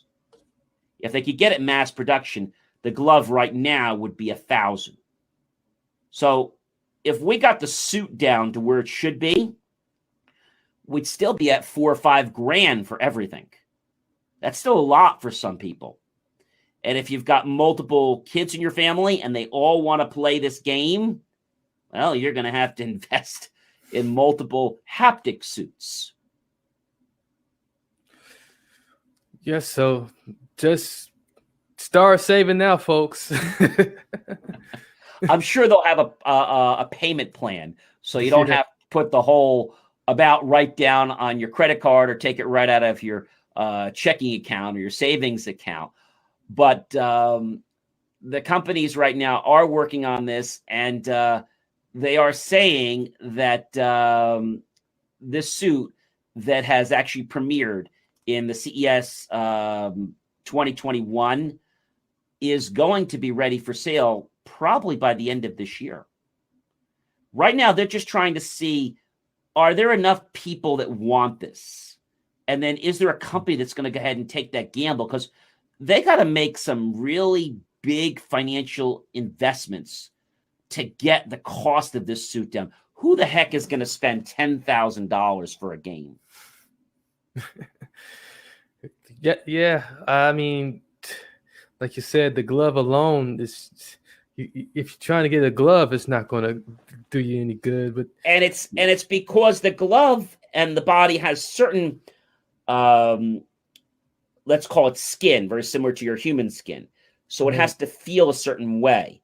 You'll be able to feel the texture and things like that. But the other question is, we talked about how it's going to feel being in the car. Let's imagine, what's one of your favorite games where they fight? What's one of your favorite fighting games? Let's go with the old Mortal Kombat. Okay. So you're in the rink, right? You get to pick your avatar, which seems so great. Now it's like so yesterday. And you could pick what the person looked like, kind of the character a little bit. After you've done that, you can customize the kind of structure they are, their body, etc. Once you've built your body to the ultimate way, you think you're ready to win. So in this game, there isn't a lot at stake, because if you lose, what happens? Nothing. You have to play again, right? I mean, you feel bad that you lost, right? But is there really anything at stake when you play the game? Nothing. No. Let's just suppose, okay, that you had one of these full body suits on with the gloves, and you're fighting somebody. Now, it doesn't matter whether they're there with you, or remember, because of virtual reality, the person could be in another country and you could be fighting somebody. but you both have these suits on. And you're playing the game. And you're feeling the pressure. And you can feel how your fingertips and how your hand is actually being compressed by these different devices and sensors in your glove. So that's kind of interesting, right? How you're feeling the pulsing and the sensations of how you close your fist to make a fist, how you're going to punch, because you're actually going to do it really with your hand. So let's imagine now that when you throw that punch, okay, your right hand, your left hand, and you go punch with that right hand, and you hit the other person. What normally happens? You either knock them down, right? Knock them off. They either knock down or it's a point. It's a point, exactly. So let's just presume that when you punch, now you hear an ow, or maybe another 4-letter word. And the reason for that is they actually get the sensation of the blow to their chest or whatever part of the body you hit them in. Yeah. So both ends will be able to feel, the whole experience of what's going on in that moment. And yeah, I don't think it's going to be as bad as somebody actually, knocking you out, but it's going to give you a blow. It's going to be enough to feel it. Enough to feel it. And probably if you played the game for several hours, you're going to be like, I don't think I want to play this game anymore, or I want to win, or I don't want to play. So it's going to make somebody a little more conscientious so that when they play the game, it's not going to be so haphazard. Yeah. How do you think that's going to change the video world for kids? Well, I think things are going to get a little bit more personal with the trash talk. Yeah, it's definitely going to happen. I mean, you've heard some people when they have these headsets on and they're already using those words when somebody didn't do something right, and it seems so personal. Then imagine now if there's sensors actually on the body, and now the person was playing football, and now they're playing this game, and now they're literally calling them names because, well, you knew I played football, and I told you not to hit me in that wrist. Exactly. Now it becomes pretty personal. Yeah, so boy, we just got to be prepared for like the good that comes with this and the bad that's coming out of this as well. And it's definitely going to revolutionize things. And we headed into this new era of just gaming.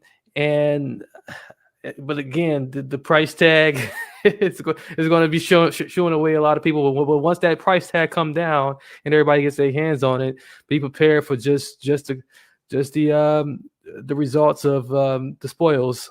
Now, I don't want to get too into this to give you too much out of the bag too early, but imagine now a company making a robot, okay? And the robot's $10,000, okay? This company actually already exists, but the robot is not available to the public yet.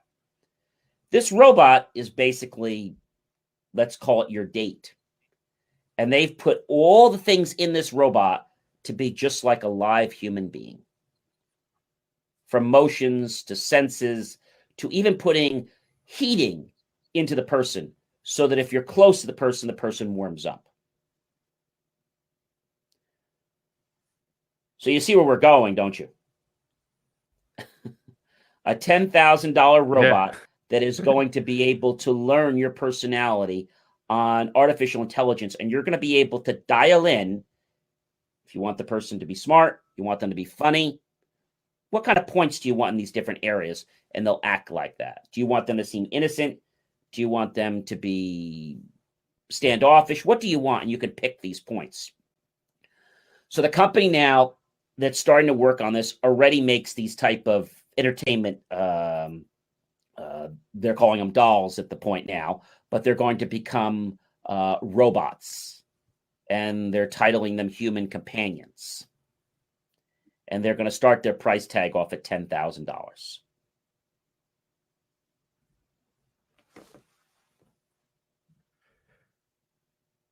You're quiet. And payment plans will payment plans will be payment plans will be available. If you're not happy with the personality, Well, you can just call them and they can change the person's personality, but you can actually customize it yourself, but they'll have support. But here's the thing I don't like, Marcus, is all the information about you and them is all in the cloud. There's that concern again about, and now we're talking about your personal intimate data being in the cloud. Who's going to want to capitalize on that, and can we trust those people? Well, we do know there's a lot of adult sites that would love to like get their hands on that stuff and know how they can manipulate it. But then there's a lot of other bad actors that love to figure out the behaviors of some of your most deepest, darkest secrets. I think the first thing about this type of robot is it's not going to pair to your iPhone or your Android. That's number one. It's going to have its own remote control.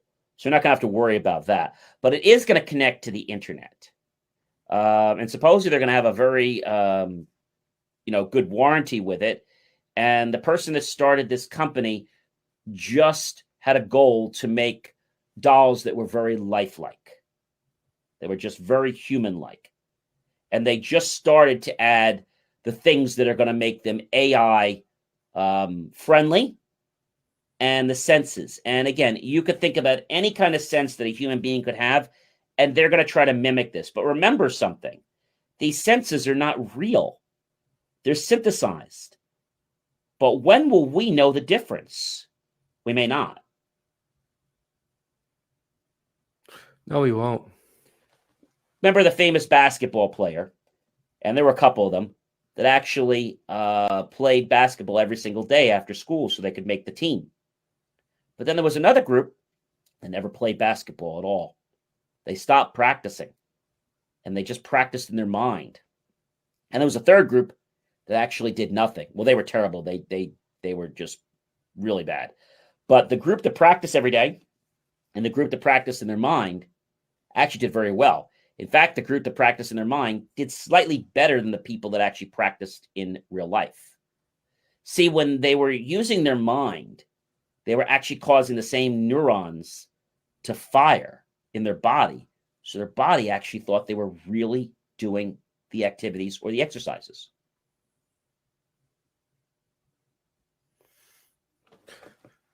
Yeah, this has been shown as an experiment. This experiment goes way back, and this is very true. How the brain has the ability to produce results, just by simply thinking it. Yeah, if you think it, you can do it. Absolutely, but I don't want you to think that if you want a dragon or a dinosaur or an elephant in your room, that he's just going to appear momentarily. There is a little buffer. So if you think about this big animal going to be in your home, don't worry, because he's not going to show up quite that quickly. All right. On another serious note, the brain is very important, and deep learning could be worth $30 trillion. Oh, wow. Ooh, you better grab the stocks up now. That's going to be very interesting. Yeah. They're working on this, and the ARK Invest believes that deep learning will create a $30 trillion of value over the next 15 to 20 years. So you got time if you want to go ahead and make your investments. You probably got a little bit of time there. But it's very interesting because they have been following this trend for a while. The transition from humans writing code, vision to language, and how people are relating and how AI is actually formulating from the way humans are and how that's being mimicked. So that's where this is going. And there's a lot of companies, as we know, that are trying to capitalize on this. But again, where is all this data going to be stored, Marcus? Yeah, whoever has more of it will also control the money. Yeah, so that's a big concern because if somebody comes up with this technology, I almost feel like it should be a shared technology because Yeah, otherwise we're going to run into a problem like we did with some of these other big giants online that become monopolies.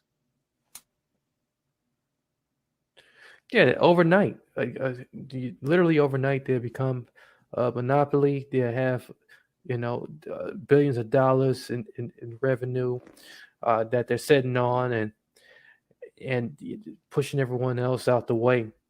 So the uh, the the other concern, I mean, I guess the question I would have, here, John, is, um, will some of these are already existing tech firms get in on this and use what they already have to, to pump in uh, into the technology, like the Amazons of the world, the Googles, and the other techs.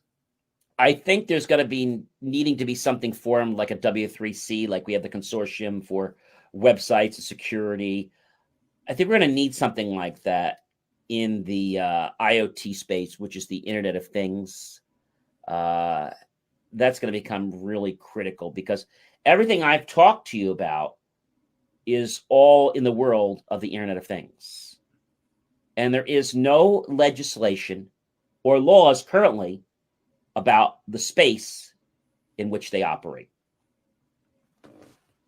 to either allow or disallow anything specifically or implicitly.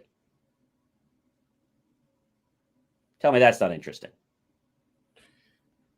It just shows you how far behind government is with like regulating this stuff. Um, and it's moving faster and faster. It is. So we're going to have to keep an eye on that. And the more devices we talk about, I think every device I bring up and I mention that it's connected to the internet or will be, I'm always going to be mentioning, well, where's the data being stored? That's like the number one question that I want to ask. But in some other news, Amazon, Mr. Bezos is stepping down as the Amazon CEO.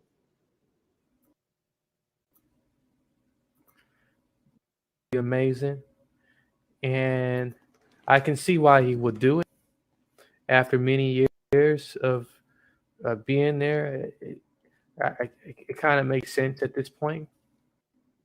I feel just like what he said several years ago, that Amazon is going to implode. It's going to be gone. Now, it may not be tomorrow.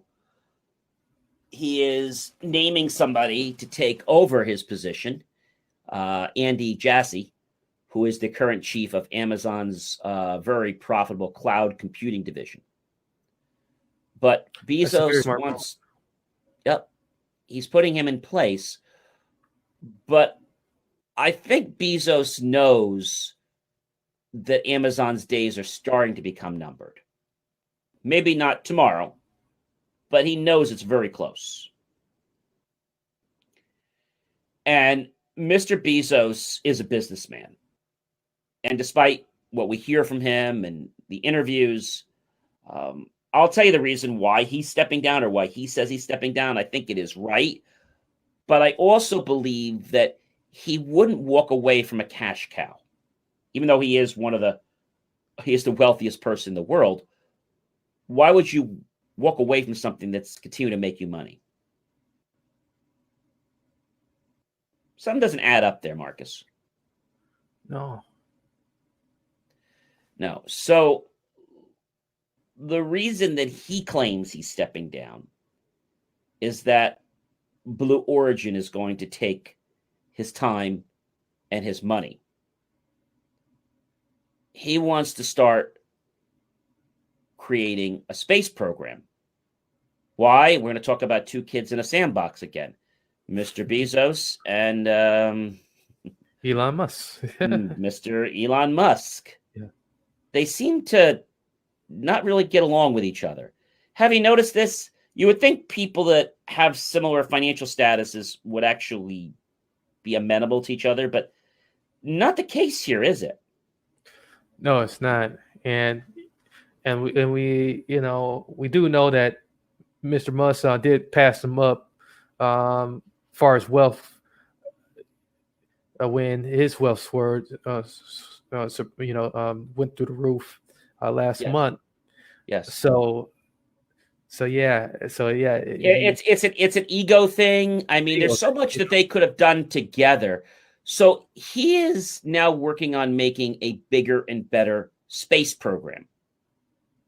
And he doesn't say he's trying to challenge him, but that's really what he's doing. He's taking, I think he said, what is it, $1 billion a year of his Amazon stock to be liquidated into the Blue Origin.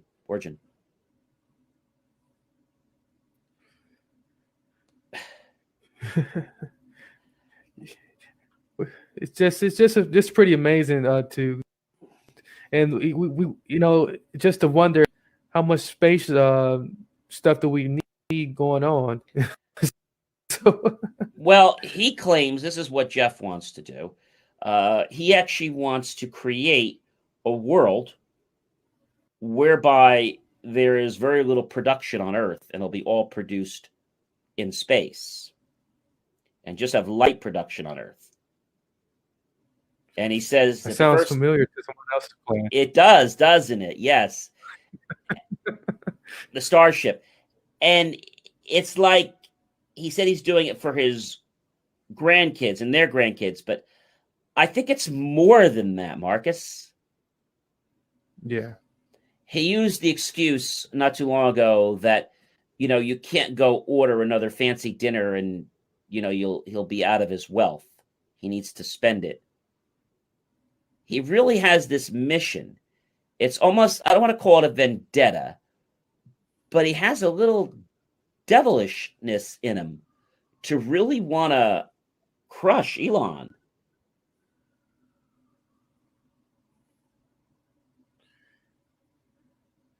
Yeah, you really see that with this. And from the similarities in the plan structures and the and now the route he's going, it's just obvious here, and no matter how much you try to tap dance around this is definitely something going on here. So who's going to be in space first? So he said tickets will not be on sale yet, but he hopes to have the first vehicle that they've been working on for 5 years ready by the end of this year. That's pretty fast. Well, they've been working on it for 5 years, and he's been secretly funding this group. Oh, wow. So this is not something he just woke up yesterday and said, oh, gee, I want to build a space station. He's been plotting this for a long time. Yeah. Yeah, I think with stepping down though, it's definitely going to ramp it up faster though. So, and putting his attention on it, it's that's what he's doing. He's trying to get away from Amazon because I see two reasons. One, he wants to put his 100% attention on this new program. He wants to be the first one to be at that finish line before Elon. And I also think he knows, because he made the statement a while back, that Amazon is going to implode. Now, did he make that statement a few years back to get people off track as to why he might be leaving the company? That's another thing that kind of circles in my mind. What do you think? Yeah. He says Amazon is going to implode or is going to become non-existent anymore. And he says, and this is interesting, he says the reason that he's doing this is he does not want to have stasis. This is his word, which is actually a slowing or stoppage of normal flow of bodily fluid or sem fluid, or the real thing is basically a state of static balance or equilibrium, which is what he's referring to as stasis as per Merriam-Webster. So it's stopping of flow. He doesn't want that to happen. And he claims that if he doesn't do this, that'll happen in so many years. I don't know. The pieces just don't all add up, Marcus. He's a very logical man, but this doesn't seem very logical to me. No, it doesn't. And the question then becomes is, if he does this, does he create a monopoly on this? Because he did something also very interesting. He bought the Post. He also bought Whole Foods. He does things for reasons. Other people asked him to buy their newspaper, and he said no. Will people at Amazon be treated any better or fairly? Because that was always the complaint, Marcus, is that people weren't treated very well at the company. And we hear these rumors all the time. Will his new counterpart, Andy, treat people any differently? Or will he treat them worse?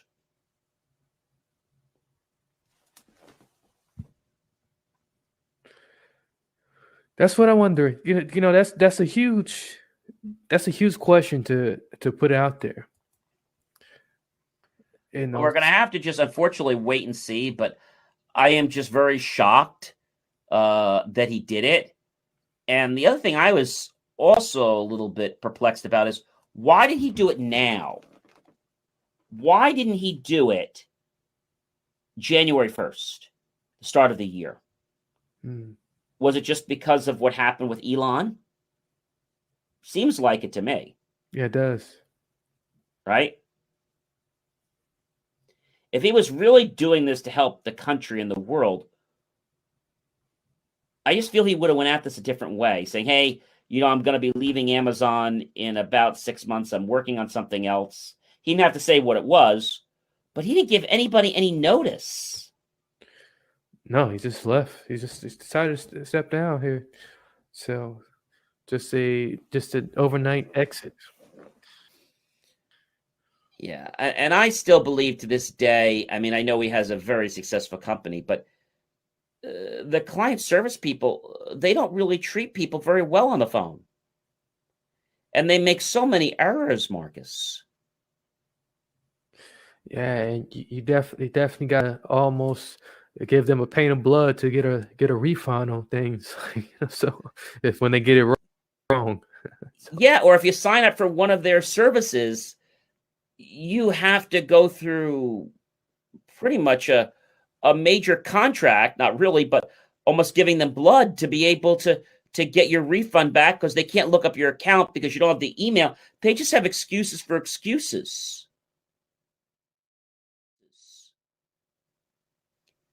And my question is, he's successful, but why do we want to create something that is so poorly managed and taking advantage of the workers if that's really what's happening? We don't have a truth on that. Right. In a lot of ways, I don't think he is a role model.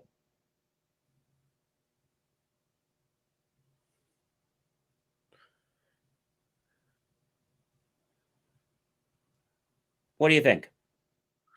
No, I don't see it. You know,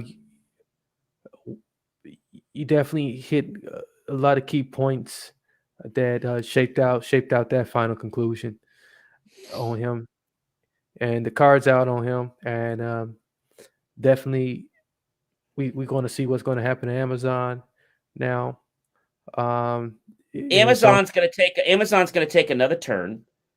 I wouldn't be a bit surprised if they start creating other divisions, okay, and try to expand too quickly.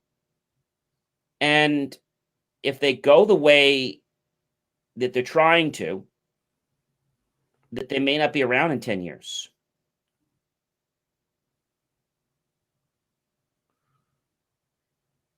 I mean, it's only speculation. But I don't know enough about this guy, Andy. Do you? No, there's not too much about him. I mean, he said he's running a very successful division of the company, which is their cloud. I don't know. Their cloud has issues. I know people that use it. I don't think it's perfect. it's just like they send the message that you could do whatever you want if you have the money, and you can give poor customer service, and you can just keep making money on volume. I just don't like that message, Marcus. No. I don't like that message at all. So we'll have to see where he's going, but I'm sure him and Elon are definitely going to be twisting tails in the future. More than once, I'm sure. Yeah. And I know... We never I know that Elon, you know, because he was willing to work with Apple. Okay, he was a gentleman. He went to Apple. And that took pride for him to do that. And Apple turned him down. So Yeah. I think Elon is the bigger man here. He's always seeming to do what's right and really concerned about the world. I don't know if Jeff's concerned about the world or not. He might be liking this project because this project might be making him an extra $10 million a month. Jeff is all about the money. Yeah.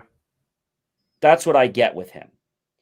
And I don't think, even though he said that he is very well liked with his family, that they like him very much, and they had some comical things they said, I just feel it's like the story that, you can teach a dog tricks, but the dog that doesn't want to learn those tricks, the new dog, you can teach tricks, but the old dog doesn't really want to learn those tricks. No. Some do. And I just feel that his stature and his prominence and his mission, it's only for him. Even though he says he's doing all this for the world, I don't believe him. He's not fooling me one bit. I generally have a belief with Elon, even though I don't know him well, and I'm hoping we'll get him on the show one day, that he actually cares about people. I mean, he wants to make money. I get that. But I mean, he had people that were stealing from him, and they didn't even prosecute them right away. Yeah. He's not such a bad guy. He didn't wind up almost having them arrested until they basically tried to infiltrate his system with a virus after he was nothing but good to them. I know Elon seems to treat his employees very well. We hear that Jeff doesn't treat his employees well, but I know that's speculation. But why would people lie if they weren't being treated well?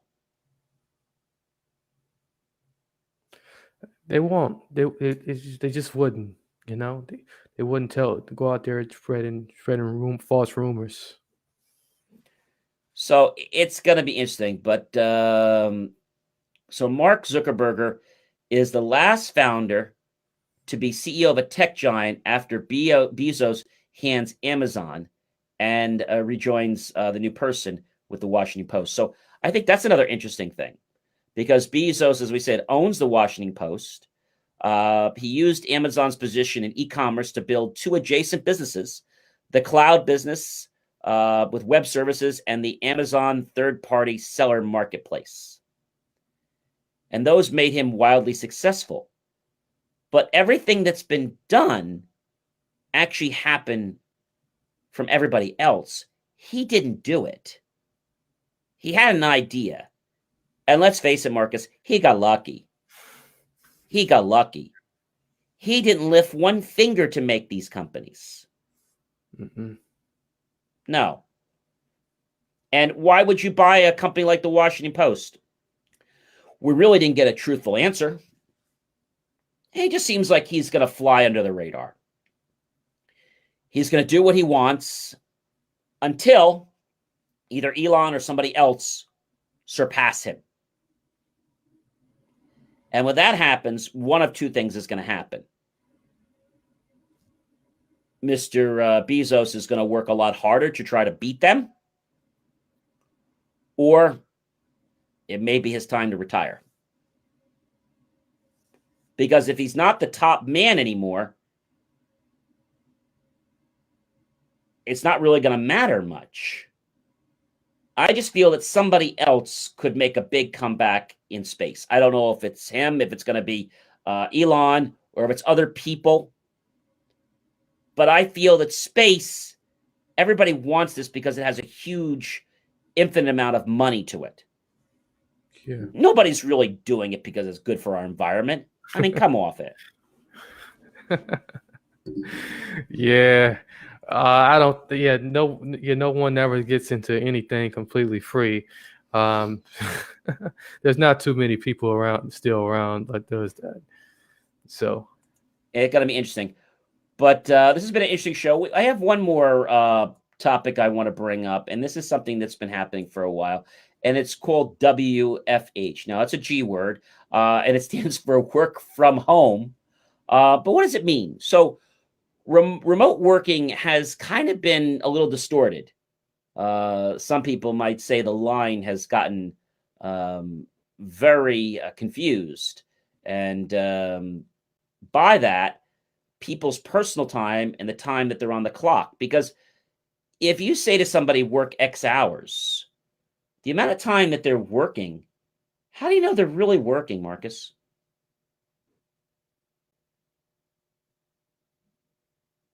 How do you really know?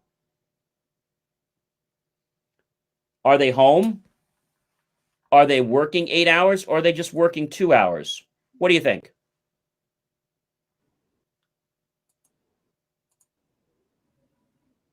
We might have lost some audio here. But it's going to be interesting because a lot of people are starting to realize that they could just work from home, but they're really beating their companies out of the money. They're not really giving them the work that they're supposed to be delivering. I think we're back now. I think you're back. You took a siesta for a little. We lost your audio for a little bit. But what we were saying is that the companies, they're really getting short shafted, Marcus. They put in 8 hours, but they're really not putting 8 hours in. Yeah.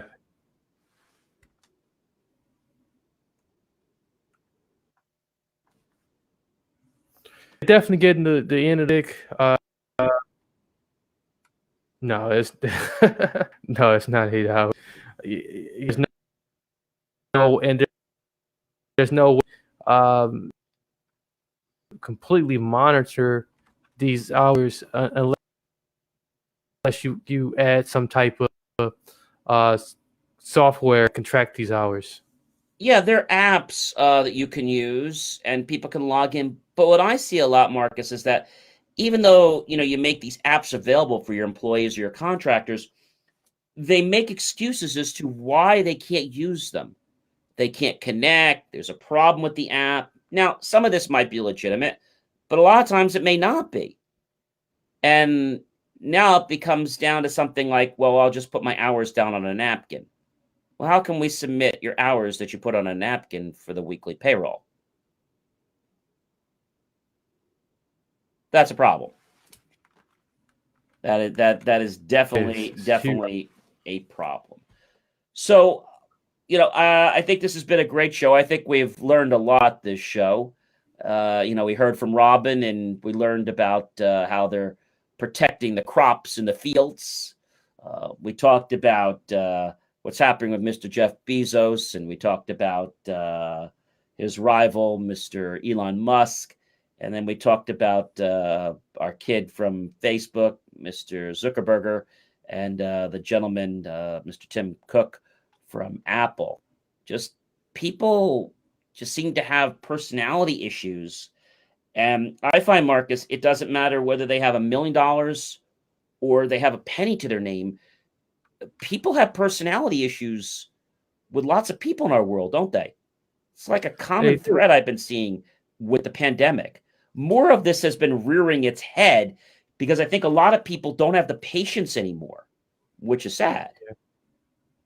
It's very sad. Well, it has been another great show, hasn't it? Yeah, it has. So we are at the end of our time, and I do want to invite you first to check us out next week, Friday night at 5:30 p.m. We have Nancy Mello, who's going to be on the show, who is part of the Transform You family, and she'll be on talking to us about what's happening now with her and readings in the pandemic and how her business has changed. So that'll be pretty interesting. But listen, ladies and gentlemen, if you have a product that you would like me to either unbox, review, head on over to jmor.com. It's free. Tell us what product that you'd like me to unbox. We'll reach out to you. You can donate that to us, and we'll be happy to do a review on that product as well. And if we like it, we'll even invite you on the show. If you are someone you know would like to be a guest on the Jay Moore Tech Talk Show, you can visit our website. Let us know that you'd like to be a guest, what topic, and we do want you to understand that this show is all about value. So it's not where somebody's going to come on here and sell you a stapler or sell you a cell phone or get you involved with some service. It's not about that, ladies and gentlemen. It's about providing value. So if you know people like that, they can be authors, they can be thought leaders, they can be business owners, and they can be from anywhere around the globe. That's really important. I also want to give you a teaser. We have John Hart actually coming up later this month, who is a well-known New York author who has written some amazing books. We're going to get to talk to him. And just to give you another little tip of who's coming up this month, just so you can definitely stay tuned. We always want you to stay tuned. But some other great guests that are going to be coming up is we have Jason Jacobison, who's known around the world for a lot of his networking skills and how he connects with people. So we're going to get to learn about that. In March, we're actually going to get to hear from a gentleman who has actually made the first cell phone call. Yes, ladies and gentlemen, you heard that right. In 1974, he helped design the cell phone with Motorola, and he made the first cell phone call. And he called one of his friends who works for a similar company. So I thought that was going to be something really interesting. So again, I just want to thank you very much for joining into the Jay Moore Tech Talk Show. And of course, Marcus, always appreciate you being a great co-host and commentary for us. I know our viewers appreciate that. And we're going to see you next Friday night when 5:30 p.m. Eastern. If you do happen to miss any of our shows, don't worry. Just go to jmor.com under shows, and you'll actually be able to find the show. And within 14 days after the show, we have a full transcription of the show right on our website. So tell your friends, tell your family, tell your colleagues the place that you need to be if you want to know about technology. Right here on the Transform You network at the Jay Moore Tech Talk Show. And I'll see you next Friday night, 5:30 p.m. Eastern. Be smart, be safe, practice social distancing. And if somebody happens to ruffle your feathers, well, don't ruffle them back. Just take a deep breath, count to 5 or 10, take 2 or 3 more if you like, they're free, and then approach the situation. And I think you'll find, just like I was saying, if we choose to react to a situation in a different manner than we may have been, it's going to greatly affect not just our lives, but how other people think about us and give us a much more positive experience. Again, I'm John C. Morley, serial entrepreneur, and the host of the Jay Moore Tech Talk Show. See you next Friday, 5:30 p.m. Eastern. Take care, everyone. Thank you for tuning in to the Jay Moore Weekly Technology Show, where we answer your questions about how technology is supposed to work and sometimes why you have challenges getting it to work that way. For more IT support and tips, just text IT support to 888-111. That's IT support to 888-111, and you'll get tips on technology. I'll see you next week right here on the Jay Moore Tech Talk Show. Remember, jmor.com.